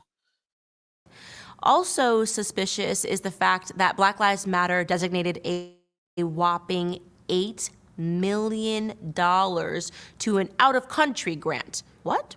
I thought this charity was about addressing police brutality in the United States. Apparently, to do that, you need to send $8 million to Toronto, Canada, to an organization named M4BJ. They purchased a $6.3 million, 10,000 square foot downtown property in Toronto. And I should also mention that M4BJ is run by Patrisse's wife, Janaya Khan, because it is. She is the co-founder, believe it or not. And here's where it gets really interesting. Janaya Khan is gender non-conforming. These terms can be quite sensitive, so let me just use photos to illustrate my point. Janaya used to look like this, and now she looks like this. Now that information would be entirely irrelevant if it wasn't for the way that Patrisse Cullors saw it fit to spend the rest of Black Lives Matter's money. Ready for some BLM pride? Well, according to their IRS form, $200,000 went to the Transgender Justice Funding Project. Another $200,000 went to the Transgender United Fund. Another $200,000 went to the Transgendered Law Center. Another $200,000 went to Black Transgendered Media. Another $200,000 went to the Transgendered Variant and Intersex Justice Project. Another $200K went to the Transgendered District. By the way, if you're wondering what that is purportedly going to be the all transgender district, and I guess that's really, really important for Black America advancement in society, I guess, or whatever. Another $200K went to the St. James Infirmary. That organization, by the way, is for, according to their website, it's run by sex workers and is for them. Specifically, escorts, BDSM workers, strippers, peep show workers, phone sex operators, and webcam performers. It was actually the St. James Infirmary that created the transgendered district. So that's just an organization within another organization, which, by the way, you see a lot of when you go through these documents. So yeah, going to be apparently great big things involving sex workers in the future for Black America. In continuation, the Center for Halstead received $200,000 from Black Lives Matter. They are Chicago's community center dedicated to securing the health and well-being of lesbian, gay, bisexual, transgendered, and queer people of Chicago. Similarly, we have the Audre Lorde Project, which received $200,000, and according to their website, they are a lesbian, gay, bisexual, two-spirit, trans, and gender non-conforming people of color community organizing center. Another $400,000 went to Transgender Advocates Knowledgeable Empowering, or TAKE, as it's known for short. The founder of that organization is a transgendered individual by the name of Darrenisha Duncan Boyd. Darrenisha is also the executive director of the Transgendered United Fund, which I mentioned earlier, which secured $200,000. So a total $600,000 of BLM money went to a transgendered woman named Darrenisha Boyd, who is operating two charities. I found that piece to be very interesting. Here is Darrenisha describing in a 2020 interview how they were able to use that money that was received to the organization to purchase more real estate. We're opening up a new resource center here, and the resource center is almost 3 times as big as our last space that we was in. So we have lots of space and lots of rooms for our clients to come in and enjoy. I noticed that real estate seems to be a common theme amongst these transgendered organizations. Remember, there's the first ever transgender district, and there are also a couple of houses that are named on their IRS documents. For example, an additional $200,000 was given to the House of Tulip. According to their website, the House of Tulip provides zero-barrier housing to trans and gender non-conforming people. But the one that really stood out as the most nonsensical is the $200,000 that went to the Griffin Gracie Retreat and Educational Center, known as House of Gigi for short. According to that website, they provide services cash and button on resources their that register. positively impact the lives, history, and visibility of transgender, gender questioning, and gender non-conforming persons. They admit that they purchased a property in Little Rock, Arkansas back in 2019, and that property was supposed to serve as an oasis and a retreat for transgendered person, but they admit, also on the website, that they actually never held such a retreat. First, because their founder had a stroke and was recovering, and then it was COVID-19, so they still couldn't host a retreat. And despite having never hosted a retreat at this amazing oasis property that they purchased, in 2021, they announced that they purchased a second property next door to the first one. So, yeah. Now, all of the organizations that I just mentioned, none of them, not one, is up to date on filing a tax return with the IRS, which is required for charities, because charities, remember, they don't pay taxes. In other words, I'm not able to tell you how any of these transgendered organizations spent the money that BLM poured into their organizations during the 2020 and 2021 tax year. If you continue to look through BLM IRS docs, you'll notice that they gave millions of dollars to various Black Lives Matter organizations throughout America, or at least at first glance, it appears that they did. A closer look, you'll see that they actually dispersed that funding to organizations that were in care of Black Lives Matter. This means that actually another organization is accepting the donation on behalf of BLM. So I decided to investigate that further, and I noticed a really bizarre pattern. A lot of those organizations train activists. They trained the youth to become activists in their communities.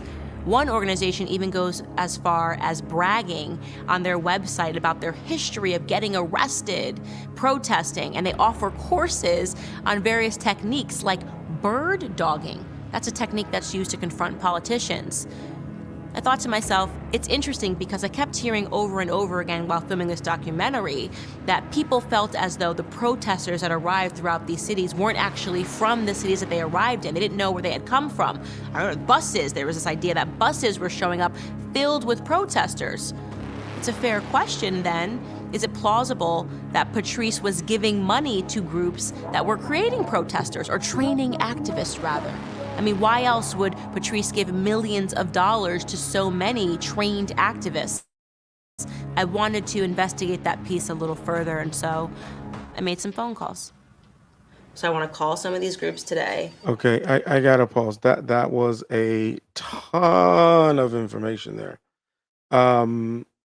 So when I opened up this media review, I did put up the mission statement for BLM, and they do mention, and I said, I quote, it's more of it's a bigger umbrella than just BLM, right? This is what I did not know.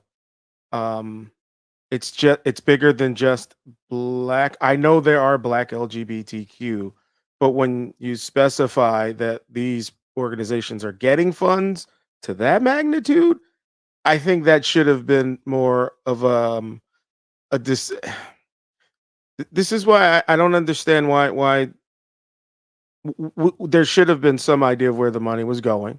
I agree. I don't agree it should have been so specific.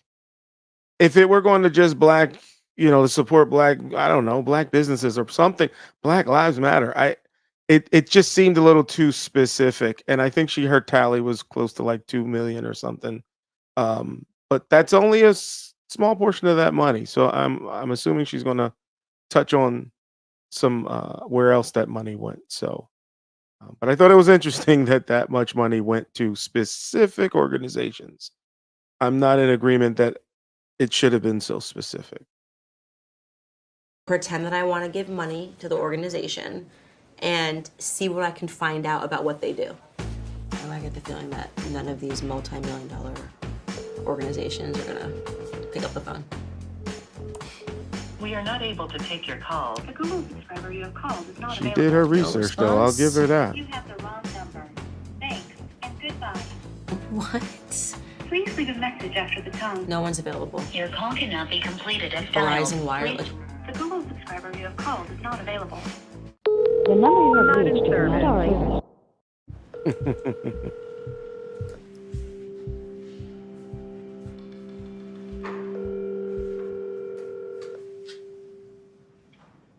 Got one on the phone. Hello, this is me. I am the co-coordinator of development and communications. Is the boots on the ground place, the place where the seeds are sown for the movement to continue to grow. How are you guys involved actively, not just in, we want to know how you are actually active? Yes, we are trainers, we are healers, we are artists, we are creators, but most importantly, we are on the front line. We are fighting for freedom consistently through education. This is great. Obviously, we were, like I said, we gave millions and millions of dollars after the horrific killing of George Floyd. If we give your organization $1 million and something like that happens, right? How are you getting involved? In the past, has provided movement support and accompaniment on the front line at protests. We have supported bail funds. We have supported pop-up workshops. We are not only keeping people prepared by preparing their minds for the movement, but we're also putting them in community with spiritual workers and with other educators on the ground during those protest efforts, along with made a significant gift for this specific purpose of bailing out protesters during the 2020 uprising. That's so wonderful. One of our economics and governance organizers who works for was actually arrested in Kentucky as part of a protest. And we That's have wonderful. been standing with her throughout that work and been showing up for court dates and packing the court and offering her legal support. So That's what we want to see. That's what we're looking for, yeah. Thanks so much for your time. I hope you have a good day. You too. Thank you so much. By the way, the withheld is not me that she called. I'm not the organization. Activists, making sure that people's minds are poisoned and that they know that they're supported through bailing out. We will bail you out. We've got the money to bail you out. And that's kind of what this is all about. The investigation continues.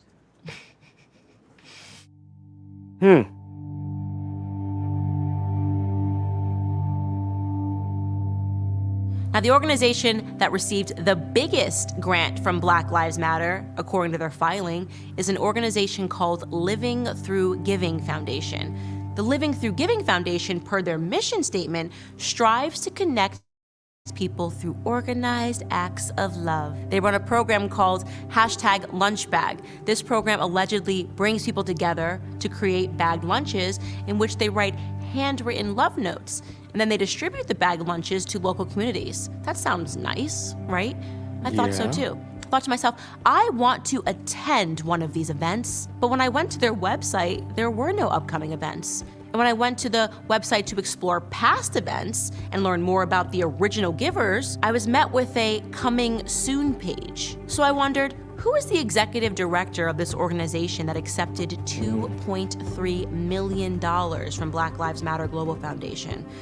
Of course, when I went to the IRS website, they also had neglected to file an up-to-date return, but there was a name at least, and that name was AJ Reeland, listed as the executive director. AJ owns 3 coffee shops in California.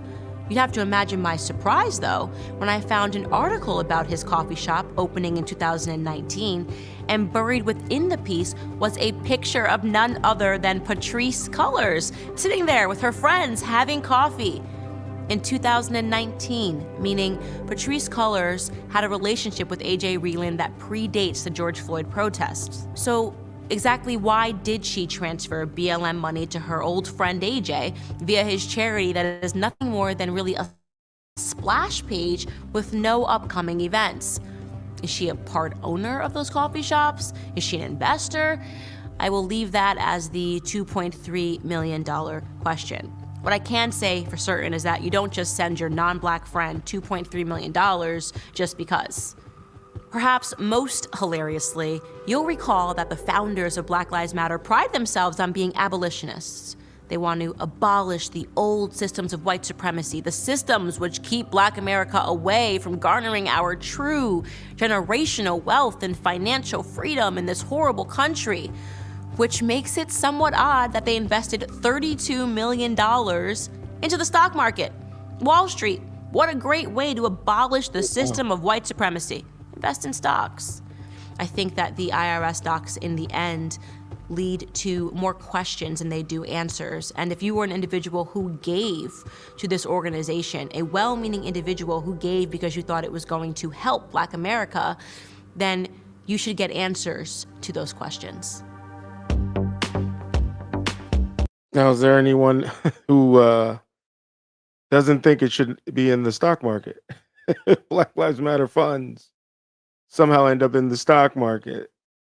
I'm not mad with trying to make money, but I'm a little upset that I had no idea that things like that was even possible to funnel that money. That's crazy. So I'm not a fan of that. Definitely not a fan of that. This is a blemish, definitely.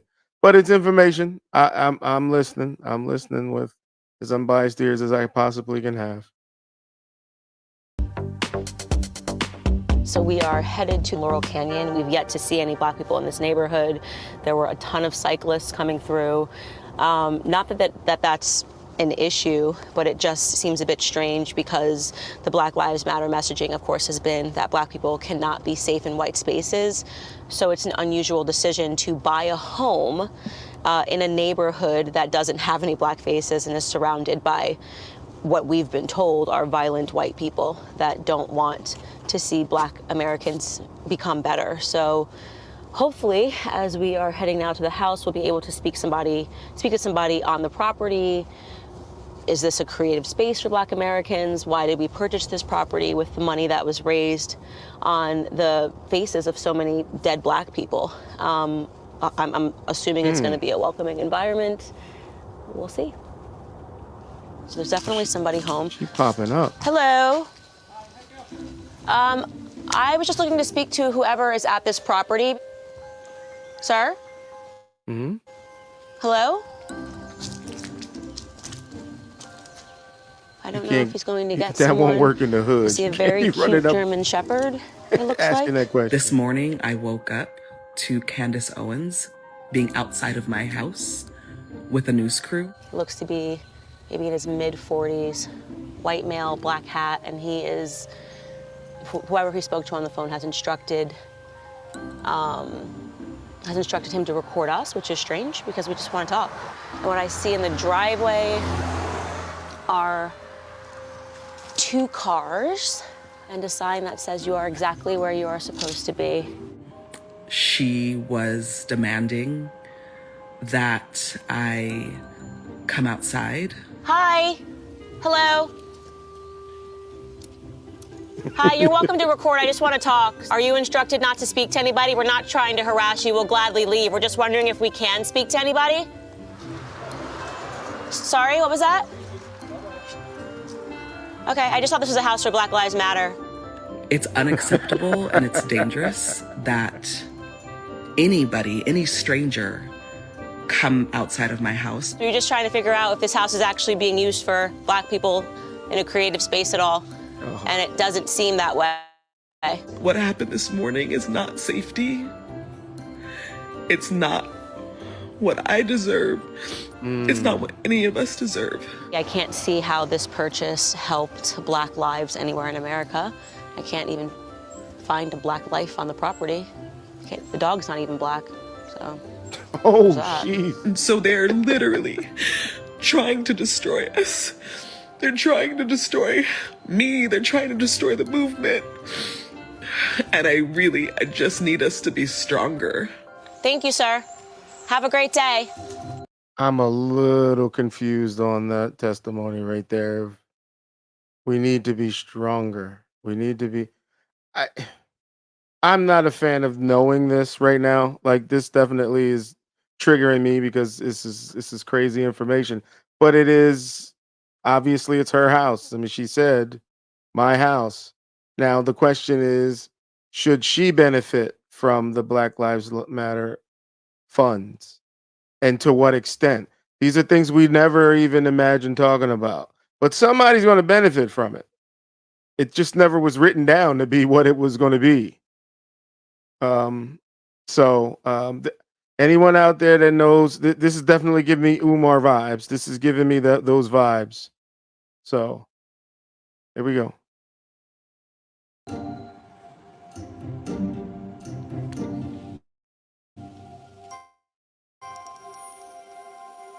What could be more emblematic of Black Lives Matter than that?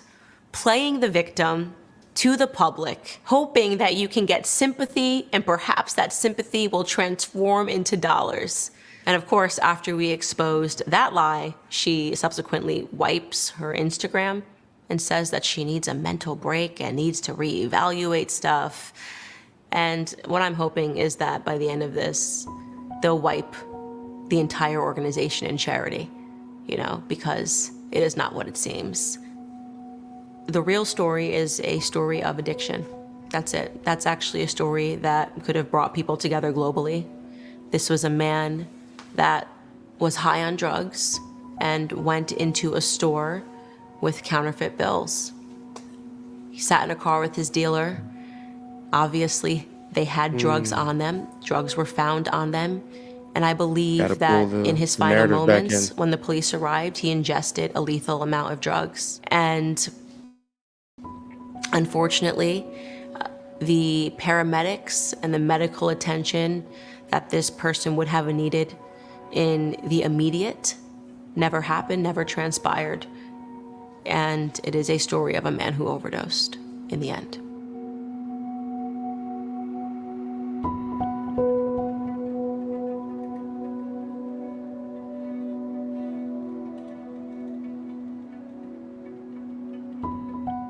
The media is your enemy. That is what I will say. And I believe that from the bottom of my heart after examining every corner of this case. The media scared the jury. The media scared even politicians I'm in into agreement with agreeing in this. lockstep. There's no other way to examine the media but to recognize that they were the enemy. And they're not As going far to as stop scaring being the enemy. scaring the public. People were deluded The and people narratives were were lied definitely to, controlled. and I'll admit people to should be that. angry. People should be rightfully angry that they acted the part of a marketing agency for what, in But my it doesn't opinion, remove the is a act. complete fraud. A fraudulent organization that uses black emotion and black pain to extort dollars from white America. That's what happened. You were all lied to. That's the truth. So I'm not 100% in agreement of that. As I stated before, I feel like because we have this expectation of where the money could have went, but we never talked about it. We, as a collective, it's been assumed that it's going to benefit somebody black, right? That's now. Are we upset? Should we be upset that it benefited the co-founder or the founder or the 2 or 3 women that started it? Is that, should we be upset about that? That, if they're living in an $8 million mansion, whatever it is that, should we be upset about that? So I asked that question.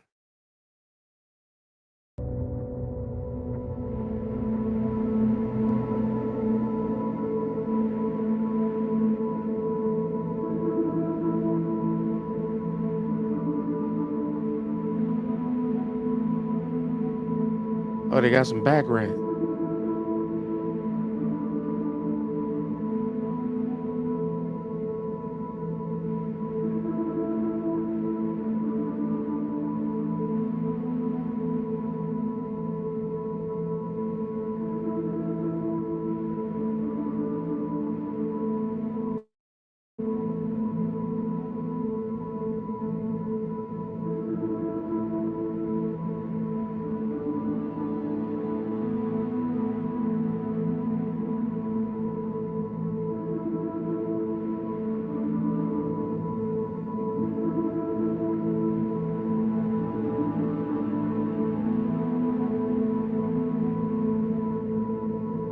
So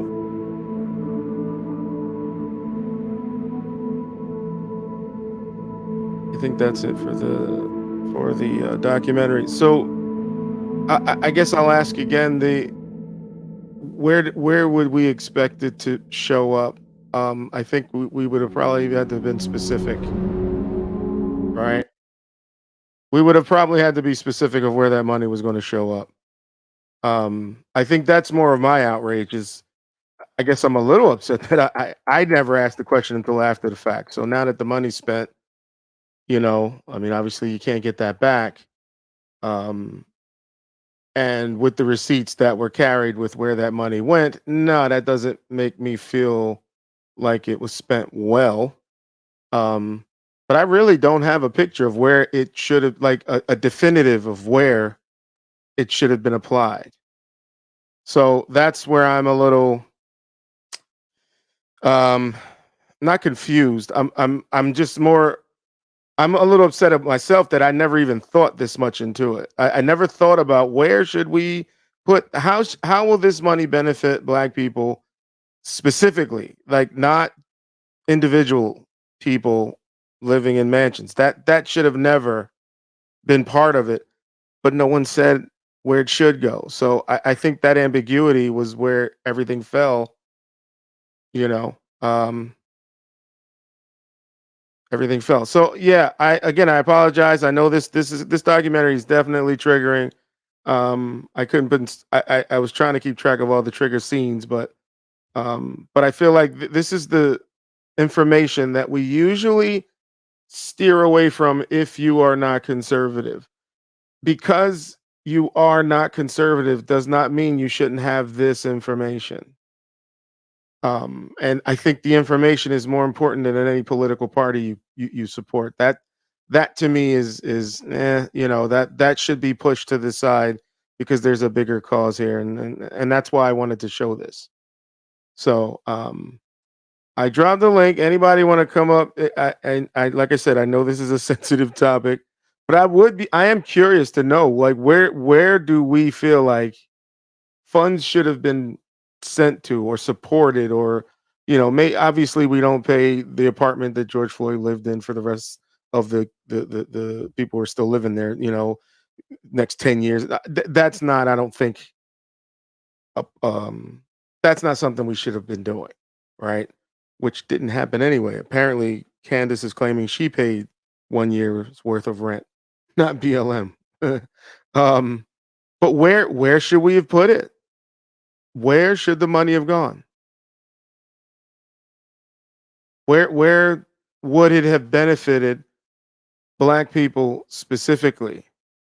And although it went to quite a few LGBTQ organizations, I know there's Black people in there too, but is that specific enough to say that satisfies? I would disagree in saying that satisfies. I don't think that satisfies. That seemed more tailored towards the people who are running the organization. It was to their liking and their desires and their agenda. But honestly, can we argue that too heavily? Because it is in their mission statement. It is in their mission statement. Like I said, this is an umbrella mission statement, but it is in there. I don't think a lot of people knew this until after, I guess, someone wanted to blow up the spot. But at the end of the day, did it help? I guess awareness, yeah. I would believe awareness, definitely. But anything outside of that, monetarily, again, if I had a better idea of where it would be applied, this would be an easier conversation. Let me welcome Information Man Show, bro. Thank you for checking me out. Yeah, no problem at all. I was glad to see that you were on. I'm going to be brief because I've gone over this and talked about this before. At the end of the day, what they did that I think I was very, when I look back on it, I'm very shocked that the Black community did not recognize the hoax here. And that is, they used the death of Black men and what was happening to Black men as it related to police in this country.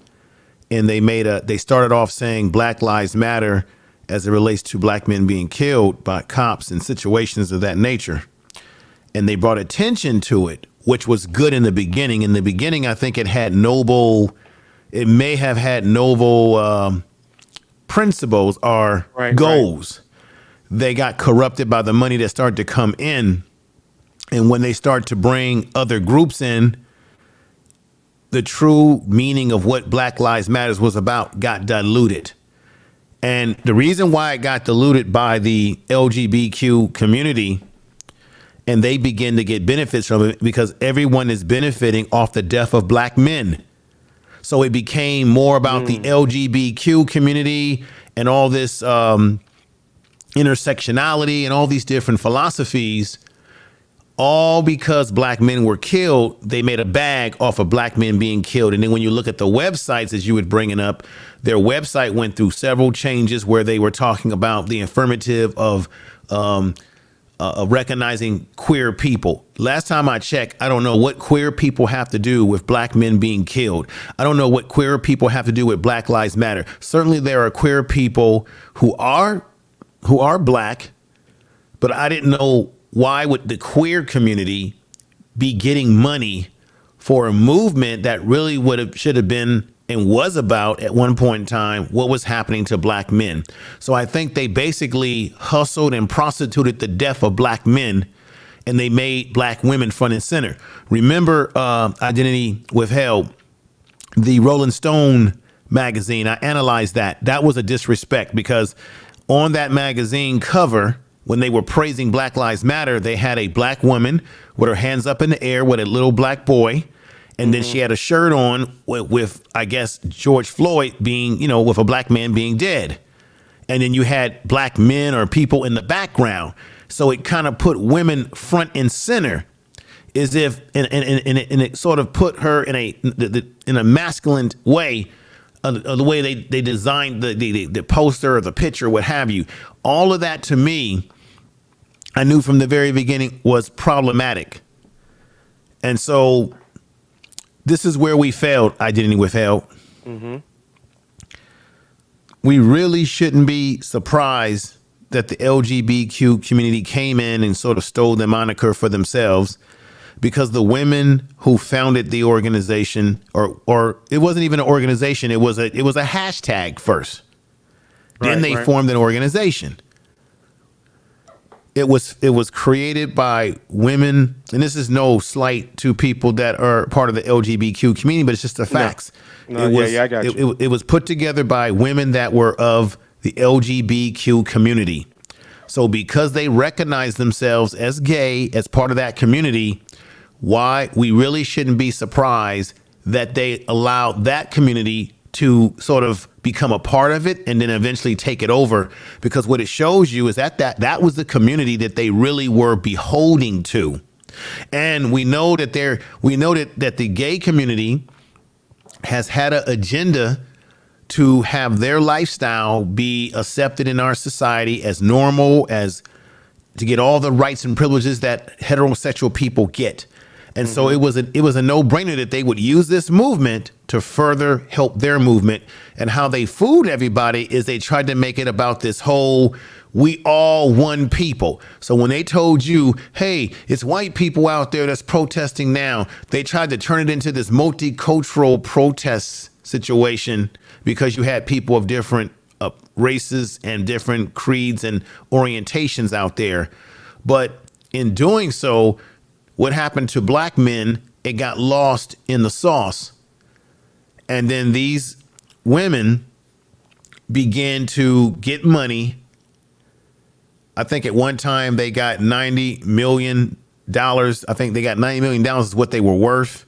You had so we definitely touched on that. Well, the documentary did, right? And you had Michael Brown's father. Before we jump off, I want to make sure I understand, because it's news to me that the website that has their mission statement has been updated, because it felt like it was updated. Like it didn't feel like it was cohesive. It was like an add-on to, oh, hey, by the way, we cover this too. Does that make sense? Like I didn't know if it was updated. So when you said it's been updated numerous times, it makes sense to me. I just didn't know that piece of information. When they originally created the website, you didn't have the LGBTQ mission in it. Then they changed it. I think they changed it as their organization start to get attention and more gravity. I'm gonna tell you the reason I'm gonna tell you what I think happened. Don't be fooled by this. I think they start getting more donations and more money when their mission became more about the LGBTQ community than when it was about just black people in general, particularly black men. Okay. And keep this in mind. They had the $90 million. You had Michael Brown's father, who made complaints about the organization, saying that they hadn't seen a dime of money that could have helped the community. Right. And then you had a chapter and let me just say this: you have a chapter in Washington D.C. who's also said they didn't see a dime of money that they had been asking for. So that was one of the questions I asked during the documentary, where I was struggling with where specifically, because it never was discussed. Where specifically should we apply these funds, and should it be the neighborhoods that they come from, or should it where specifically? No one ever asked that question. Well, if you have a organization, a national office or a national, because they claimed that they were buying those properties in LA that were very expensive to create like a base, right? So you would think that you would take those proceeds to further the work of what the organization represents. So if you got chapters, which they did, and you got a Black Lives Matter chapter in DC and LA and Baltimore and all over the country, you should be filtering funds that should be earmarked specifically for those chapters to use the money for the purpose of what the goals in the strategies and the mission statement of the organization. You earmark it, and then you have to have people to account that the money that you give to these chapters is truly being used for the mission. So that so what they probably failed to do was to get proper accountants and proper people to account for this. And they got it. And this is another thing too I want to add too. We should have known that this organization was flawed when we later found out, or we should have realized that George Soros, who is a individual, he's a Democrat or liberal, whatever. He has a history of doing what they call social engineering. BLM is a social engineering that was sponsored by George Soros. So when it's like, you know this already, Identity, you always look for where the money comes from. You always follow the money, and it tells you everything you need to know, brother. See, and that's the part that I guess I'm more surprised of. I'm learning where it ended up, right? That was the purpose of doing this documentary. I know I keep saying it because people assume that I'm pushing a conservative narrative. I'm not. There's information in here that I didn't know about. I'm assuming a lot of people who are not conservative probably wouldn't have known, or just the information itself of where some of that money went. It bothered me. It really did. But it also made me ask the question, well, I didn't say where it should go, and I don't even have an answer. I think you probably have a better answer than I do.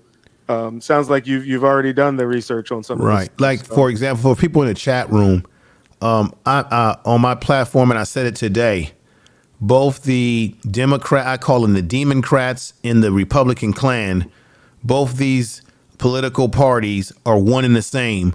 One screws you with Vaseline, the other screws you without Vaseline. That's the Democrats. While the Republicans screw you with no Vaseline and tell you, did you like it? And they're two birds of the same wing. So I'm not one of these people up here that's saying, oh, I'm a loving liberal person. There are various principles, whether it be conservative principle. This is the thing, Denny Withheld. I got to say this to you because people get this twisted. People will often say, well, black people in general have conservative values. But black people historically, conservative values had nothing to do with a political party. Our conservative values had to do with our family values, raising of our children, identifying, being married, our religion, our culture, our music, the things that we enjoy. That's what really made black people conservative. And then, of course, there were some black people who became Republicans because the Republicans at one point in time were involved in trying to end the slave system. And of course, we know that the Democrats were really the Dixiecrats that jumped from the Democratic Party as we know today, and they ran over to the Republican Party, which is why the Republicans have been the way they are. But both of them are the same bird.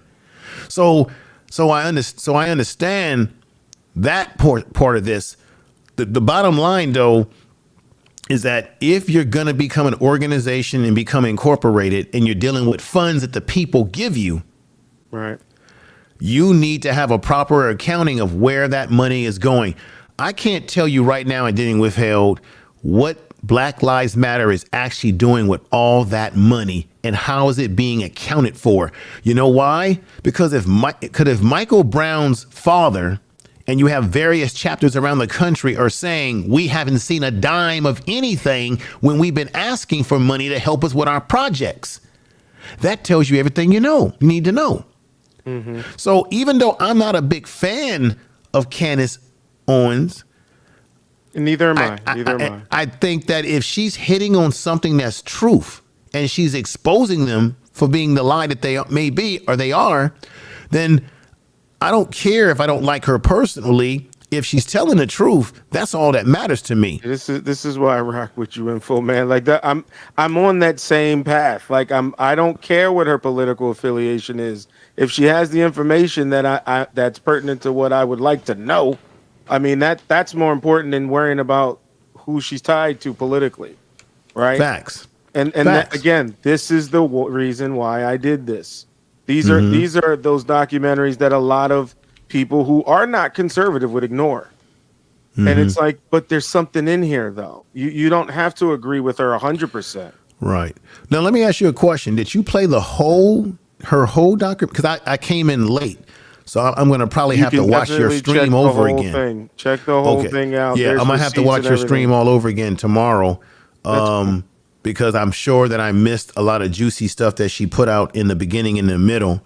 I do have to, again, I will say trigger warning. There's definitely some things that will get stirred up because there's a lot of George Floyd stuff. Right. And I know that some people believe, I understand that. I'm intelligent enough to know that there's people out there that feel like, well, George Floyd had a scummy background. Mm-hmm. I understand the man dabbled in pornography. Matter of fact, I actually found pornography with him in it, man. Really? I'm serious. I actually found some pornography and I said, that's George Floyd. No, I'm serious, man. But I'm saying this to say, I understand that people are saying this guy was not the best citizen. This is the point. This is where people, I think, dropped the ball, brother. Mm-hmm. I don't think people were protesting for George Floyd because we thought he was the best citizen of the year. I just thought that despite his background, we all witnessed a man begging for his life before our eyes. Yes. And we saw how the police showed no reverence, those that were standing watching and the one that did the deed on him. That's what really got people upset. Right. Mm-hmm. So even though, yeah, he may not have been the best person and he had some things to say about black women and things of that nature that I didn't think were very good. At the end of the day, no human should be treated like that over a $20 bill that they claim was counterfeit. And to this day, let me ask you this question and everybody in the chat room. Mm-hmm. Can anybody tell me or answer this question? Where is the alleged $20 counterfeit bill? Did it ever get presented in the court procedures? I watched that court. I watched it. They never. I don't know. They never. The defense team for Chauvin never produced the so-called fake $20 bill. I find that highly suspicious. If you're gonna say a man had to cheat you, you should have the evidence of the fake $20 bill. And even if he gave you a fake $20 bill, no man should die over that. Right, right. Okay, this should have been a routine traffic stop. Now, of course, Floyd didn't want to get in the car and he got a little emotional. They say, well, he died because he had drugs in his system. Whatever he had in his system, they evaluated it. They increased the risk. Mm-hmm.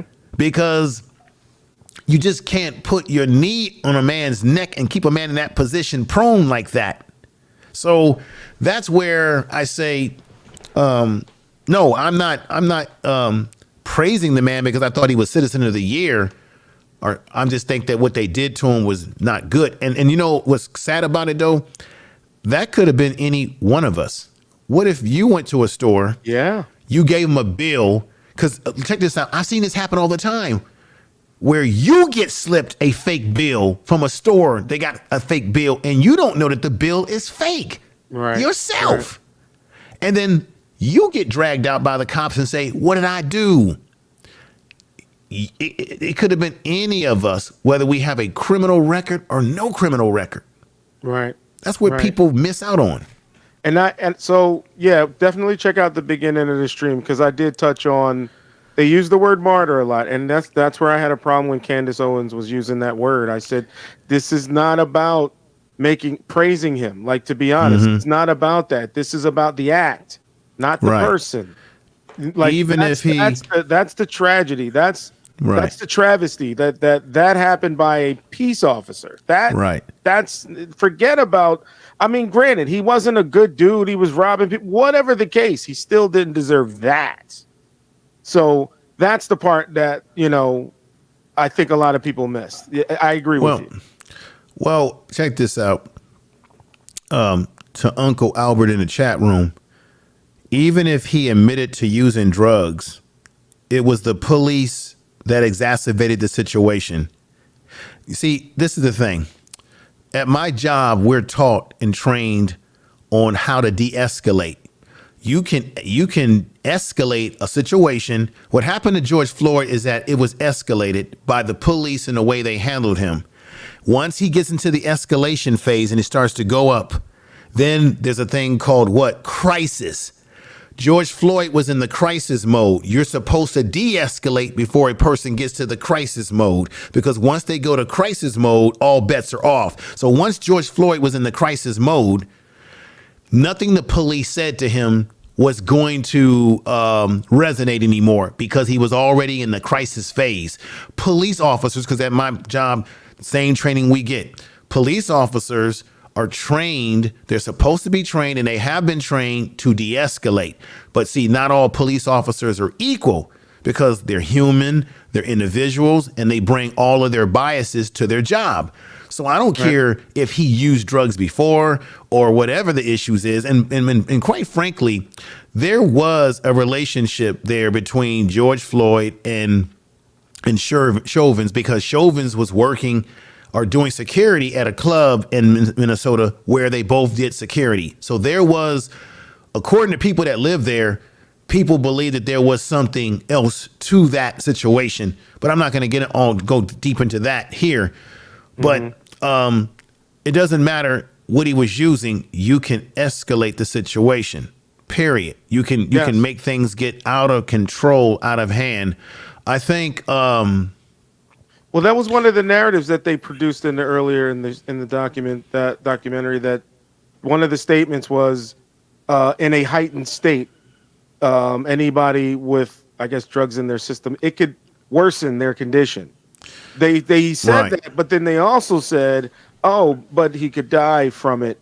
It's like, well, then if you have this information, if you're the one that, I don't know if Chauvin knew that, maybe he did. But the point is, if this is the statement, then maybe you should have handled it differently, right? Right. If the police knew he had drugs, look, police deal with people that are high on all kind of stuff. If they knew he was high on something, they probably should have taken a step back. But this is the thing, I'm not going to sit up here and I can't question, police are trained a certain way. We look at things as a citizen a different way as well. But the bottom line is this. When Floyd went into the store, see, this is where people screw up and don't use logic.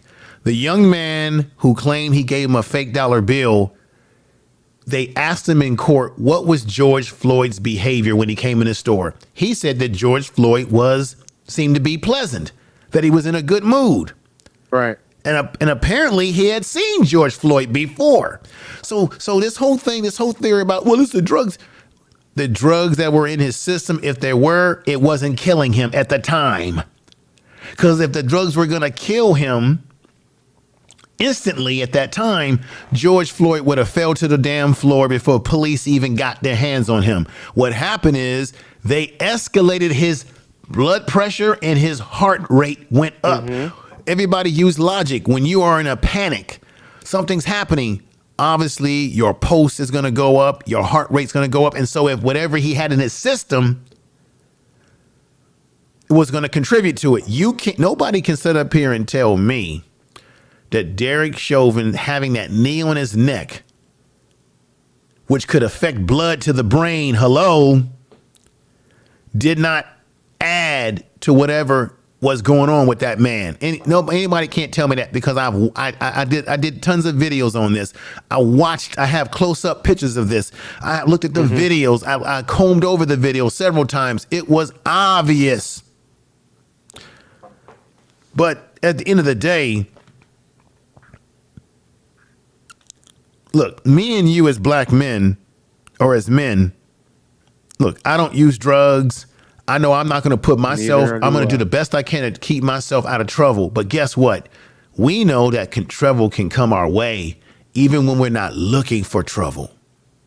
You Yeah. see, because I had an incident when I was visiting my uncle in Baltimore, minding my own business on his outside porch area. And the police came up and tried to identify me as someone that robbed a house. I said, wait a minute. Wow. Fake, because they think we all look alike, right? I said, sir, I've been on my uncle's couch, on my uncle's porch here. I'm from California. Sir, I got nothing to do with this. Let me see some ID. Because some fool in the community pointed at me. And when they saw that ID, they took a double take and was like, oh.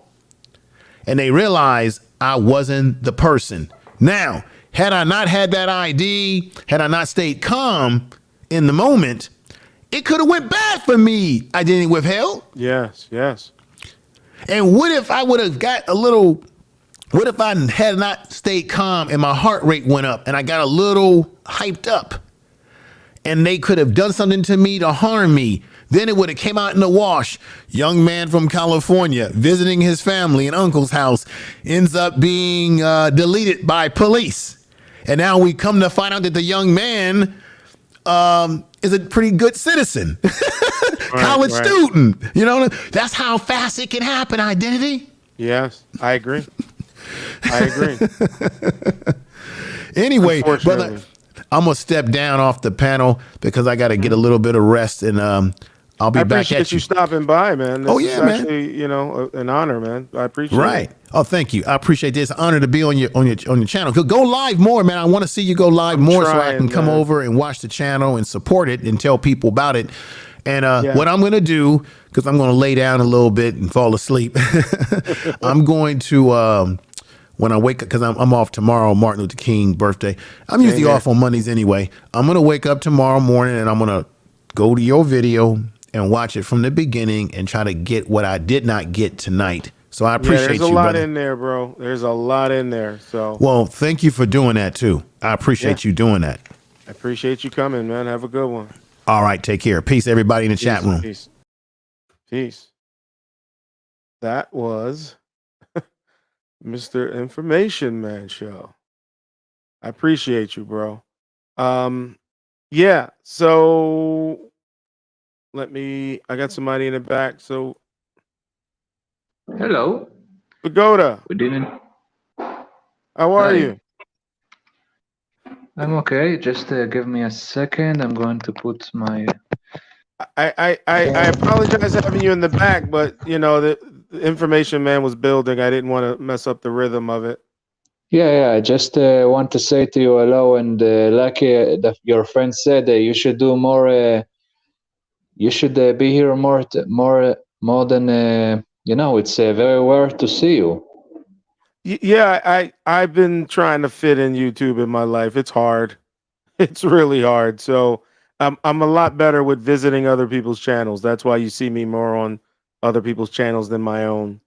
Because it takes a minute for me to get all this stuff together. I don't know if you've seen my earlier videos, but I try to at least offer something to the audience that maybe they didn't know. So I try to dig a little deeper than just going live. So my lives are few and far between. Okay.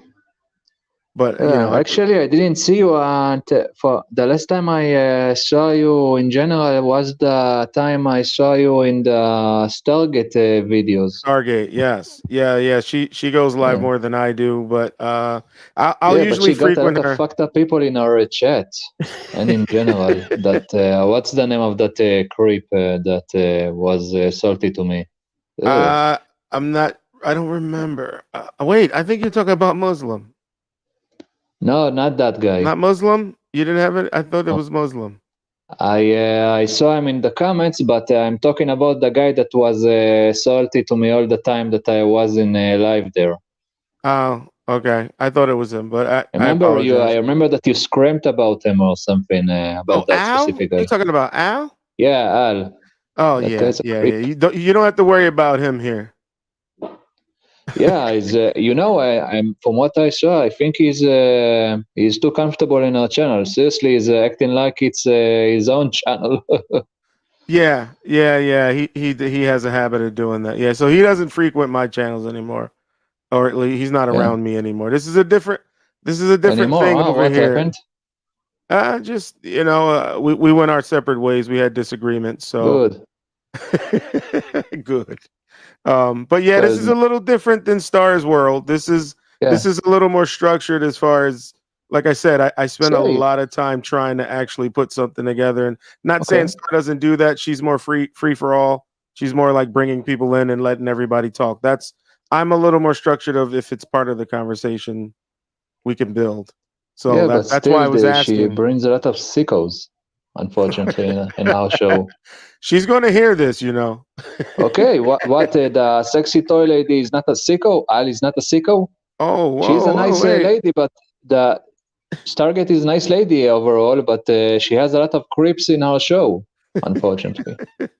This is a What do you different want me to say? environment. This is a little different. I know, I see. Yeah, tonight is it's a serious Yeah. topic too. So Say, you know what? I have a question for you about Al. What the hell is he? He's from the USA. What who are we talking about? about Al? What Al? yeah, what is he? He's an Arab? I think that's a question that goes around all the time. So I know he's No, from he's not Hawaii. That's all I know. he's not one of from what I saw, I was surprised to see his face. I remember that he portrayed himself as a person from European descent. So, but in any case, I think he's a Muslim or something. That could explain the hatred that I got from him. I don't Again. know because it's very vague. He keeps it very vague, so I don't know. Yeah. I don't have that information. I apologize. Well, he looks like an Arab, but in any case, fuck him anyway. That creep. No disrespect, but I'm glad I brought you on after information, man. This is a different lane. Yeah, I'm. In the end of the day, I just came to say hello a few seconds and then leave. I have some stuff to do. Okay, I appreciate you stopping by. I'll try to go live a little more. We'll chat again. Yeah. You know what? If I'm already here, I want to ask you something. What do you think about the recent stuff that the Whoopi Goldberg woman did? The who? Whoopi Goldberg, the woman with the weird hair that I know what she Whoopi said Goldberg. What did she do? You didn't hear about it? Even here we heard about it. What she said in some how you call it, in some British newspaper. Is this recent? I haven't heard anything recently. Yeah, it was no. 2 weeks ago. I have not. I don't know what she said. Okay, she gone back and what she said about the Holocaust and more. I heard some people nothing. called her to be fired, but from what I know, nothing. Nothing happened to her since. Are you sure that's 2 weeks ago? Yeah, 2-3 weeks ago. I remember this a while back, not 2, 3. No, maybe. not that one. She said it. She said it in a British newspaper. Okay. That she said. She said back. She said that she's claiming all our crazy nonsense about the Holocaust, and said more. Yeah, I haven't seen it or heard it, so I would have to check it out before I comment a lot on it because I don't know. Some people are pissed off, but we're used to it by now. But in any case, just wondering how people in the USA think about it. But any case, have a wonderful day, or it's evening right now in the USA. Yeah, it's 2 a.m. where I am. Oh, well, in here it's 9 a.m. It's 9 in the morning. Okay. Do you say a.m. p.m.? I'm sure what is a.m. p.m.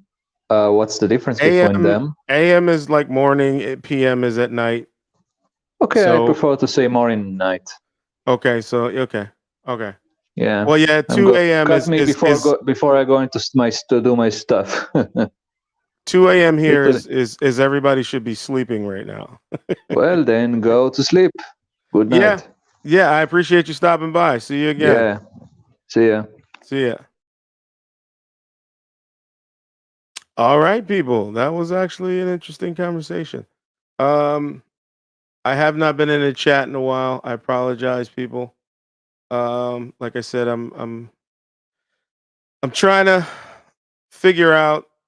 I actually struggled how to close this because I have no real solution to, or at least an offer a solution to my issue with the response to the documentary. I again apologize. It's been triggering. I know it's triggering. It's hard to watch.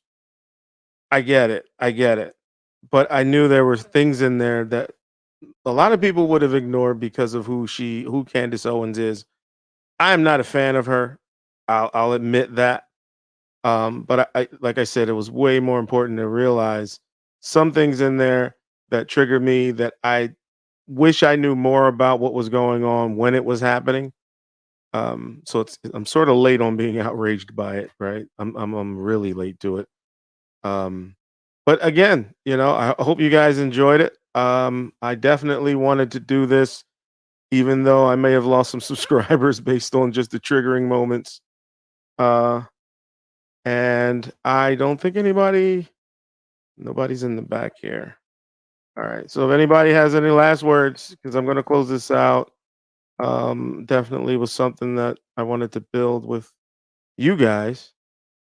And let me see who's in the back here. No, it's no one in the back. All right. So no one's coming up. I'll close this out. I appreciate everybody for joining me. I appreciate everybody just working out with me. It was fun. I don't know what I'm going to do next. I have an idea of a couple more shows. I'm not going to mention them now because I'm probably going to change it 5-6 times before I release it anyway. Everybody knows how I do out there. So, but thanks for rocking out, people. I will see you again on the YouTube streets. Please like and subscribe. Like I said, I want to do more content, but it has to mean something to me. I am not a fan of creating shotgun lives. I'm not really good with those. I'm more of the structured kind, I guess. So it just takes me so long to do them, but they're worth it to me. So I will check you guys out on the flip side. Peace out.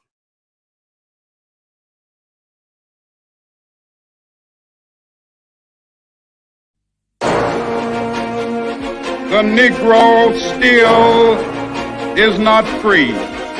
We are oppressed. We are exploited. We are downtrodden. We are denied not only civil rights, but even human rights. Manifest how great you are. Dream about your greatness. Come hell or high water, I'm going after my greatness, greatness.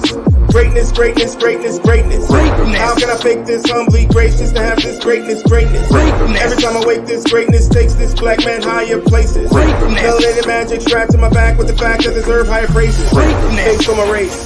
Last place is the only status. Place in the basement with no way out. What's the basis? Look around. All I see are familiar faces with that greatness gazes. Make me wonder what this baseless, tasteless trace of races. Pointless to think you can keep me down and back in cages. Shackle minds like captive with the rubber band embraces. Breaking chains every day that oppress my people for ages. Faceless acts of rages because of what my race is. I'm gonna say this price is way too high. Who's gonna pay this? Conversations of reparations ain't even enough to erase this. Can't get enough of us. We're on your favorite playlist, but you play us out. Just comply and fucking take this. I now see my greatness and I know you really hate this. You can't debate this. I define what my inner grace is. If it's a true test from God, then I'm gonna ace this. Is this God within me? I'm not gonna waste this. Every day the media portray cop car chases of people with the same faces, which is nothing but misguided greatness. Driving aimless and hungry, not knowing death is what that taste is. Gripping tight on the wheel. Jesus, take this. Gripping hard on that steel, death or jail is what my fate is. Survival by any means is the meal. Don't forsake this. There should be more for us. Life can play tricks. Where's our Morpheus? We're stuck in a matrix. Reflections of our Savior has been blurred by all this fake shit. Looking to the sky for hope is done or quite pervasive. Killing those who find the knowledge quite persuasive. Once I'm labeled as abrasive, soon to follow evasive. Savage is what we're told the angry black man is laced with. Change the context, change the narrative with what we're graced with. Pop that chain of mental restraint and fly like we are weightless. Mother Nature has the key. Please open the gate, man. I'm here to claim my throne. Don't step on my cake, man. Black Panther to the bone. No need to rate this. Greatness, greatness. Greatness, greatness, greatness, greatness. Make sure you get to take this and loop back for all the late kids. All the boys and girls who don't think that their lives are precious. All the people who feel circumstances are a death wish. All the talent within that we are blessed with should be acknowledged, not demolished by the oppressors. That's our true resume. Extremely impressive. I got nothing left to say, but you can send it for that greatness. Greatness, greatness, greatness, greatness. We have a long road ahead to overcome this blatant hatred. We have a long road ahead to overcome this blatant hatred.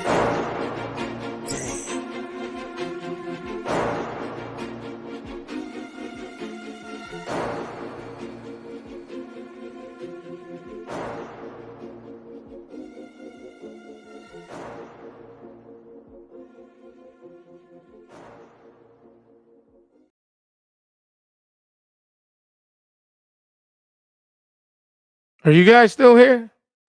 Are you guys still here? Because if you are, you're in for a little treat here. So, what I didn't want to do was actually put it in the video because I'm going to chop this probably off. But you're going to get a little preview of what I've been doing since I have been gone. So, for those who do know, I do a little bit of music. You guys should know that by now, right? I think you should know that by now. So, what I'm going to do is I'll give you a little piece of what I've been working on. Tell me what you think.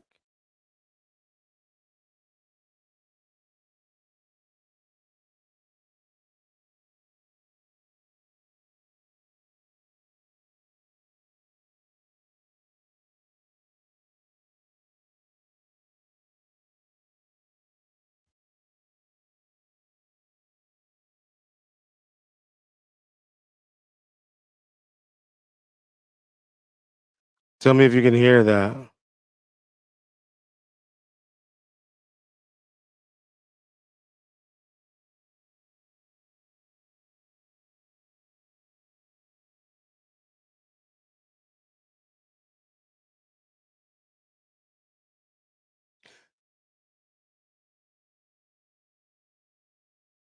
Like I said, this is going to get cut so I can screw this up.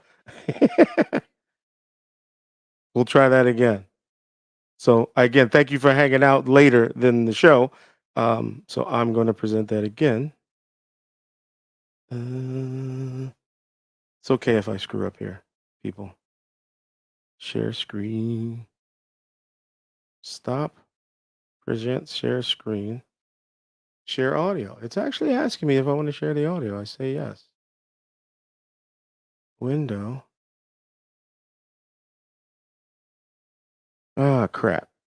This sucks, man. I hate not being prepared, and this is actually not working out for me.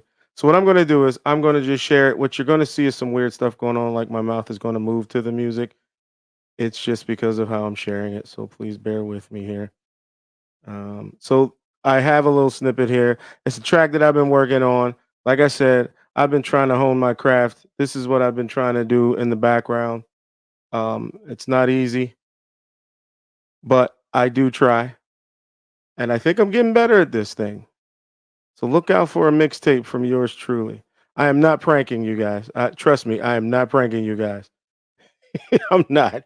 I'm actually loading it up now, but I got to put it through the audio stream here. It takes maybe a minute because the audio didn't work the first time. Sorry, dudes. Sorry, I am human first. It's coming. I hope it's coming. If anybody out there want to help me with this, because again, I'm trying some things that I haven't tried in like 6 months. So please bear with me. Why is it not loading up? So while it's loading up, oh, there it is. Okay. So while it's loading up, be sure to check me out on Q Butter. I've been rocking with Q Butter for a minute now, so please check him out. If you people are actually still supporting Umar, there's a brother that's actually doing it. Have a school, has all that stuff. Check out Q Butter. I've been rocking him for a minute. But anyway, so here's a snippet of the track I've been working on. This will get cut out the video, so if you're still here, I'm glad you're here. But here you go.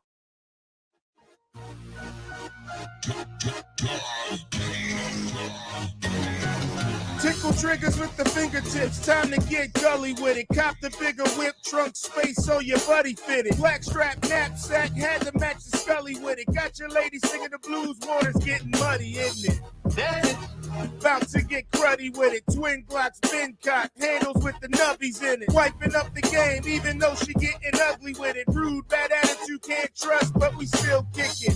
Gotta admit, wanna do better, but it's hard to pivot. Fam telling me to quit it, they just don't get it. Wifey comes to visit every time she gets my spirits lifted. Pocket gaining weight, hubby chubby, cause the dough is in it. I love you, baby, and the plan is to stay committed. Pains and gains in this relationship, we have to split it. Point me to the money, honey bunny, I will die to get it. Risk it for the chance of getting rich, yeah, that's the ticket. I got some bars that make your crew bow. I'm the MC that's got you running like it's who's house. Who's house? What you gonna do now? Calgon Don couldn't take me if you knew how. That's it.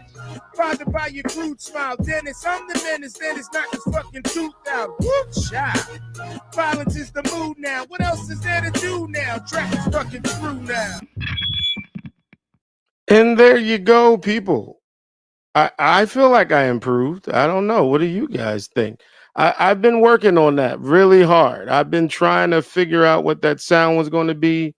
I'm definitely going in a different lane. That one's actually called battle rap. Because I actually don't rhyme like that, but I thought I'd give it a shot.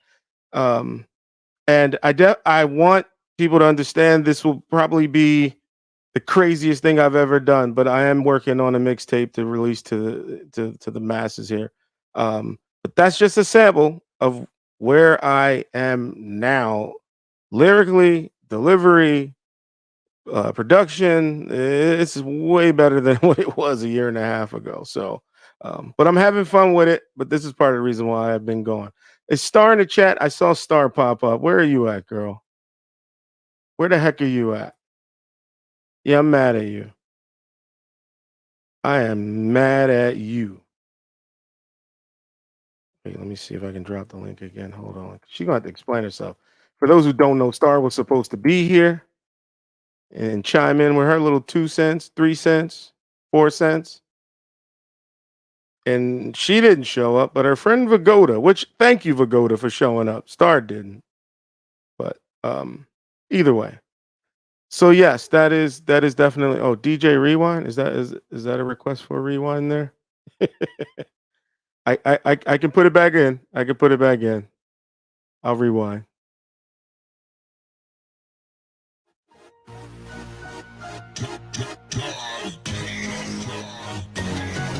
Tickle triggers with the fingertips, time to get gully with it. Cop the bigger whip, trunk space so your buddy fitted. Black strap knapsack, had to match the scully with it. Got your lady singing the blues, water's getting muddy, isn't it? That's it. About to get cruddy with it. Twin Glocks, bin cock, handles with the nubbies in it. Wiping up the game, even though she getting ugly with it. Rude, bad attitude, can't trust, but we still kick it. Gotta admit, wanna do better, but it's hard to pivot. Fam telling me to quit it, they just don't get it. Wifey comes to visit every time she gets my spirits lifted. Pocket gaining weight, hubby chubby, cause the dough is in it. I love you, baby, and the plan is to stay committed. Pains and gains in this relationship, we have to split it. Point me to the money, honey bunny, I will die to get it. Risk it for the chance of getting rich, yeah, that's the ticket. I got some bars that make your crew bow. I'm the MC that's got you running like it's who's house. Who's house? What you gonna do now? Calgon Don couldn't take me if you knew how. That's it. Bothered by your crude smile. Dennis, I'm the menace. Dennis knock his fucking tooth out. Whoop, shot. Violence is the mood now. What else is there to do now? Track is fucking through now. And there you go. That's just a snippet of where I've been in the last 6 months and what I've been busy doing. I got probably about 5 more tracks that I'm still working to close out, but that's just a piece of one of them. Yeah. So again, thank you for rocking out with me. I'm closing out. Peace out to everybody. I already played my exit music, so have a good night. Peace out. And thank you. I am human first, sexy toy lady. I see you in there. Thank you for coming through. I think I stand. Forget you, Stargate. I ain't playing with you no more. You owe me. I'll take $100 cash app to settle all of this. um, but yeah, brother of a certain age, bro. Thanks for stopping through. I know you were riding through this whole thing. I know it was tough. But we need to know these things, man. It's as hard it is as it is to listen and watch. We got to know these things.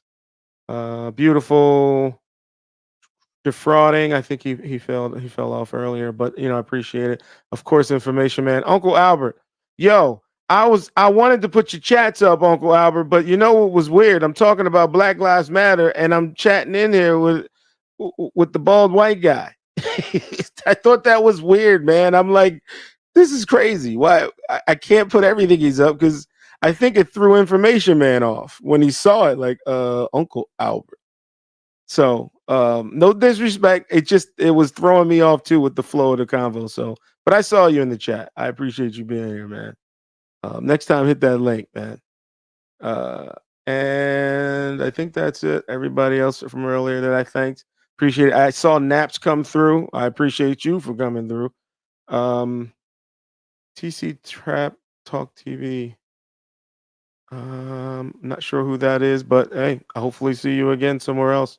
I apologize if I don't remember where we crossed paths. And so that's it, people. Have a good night. Peace out. Peace.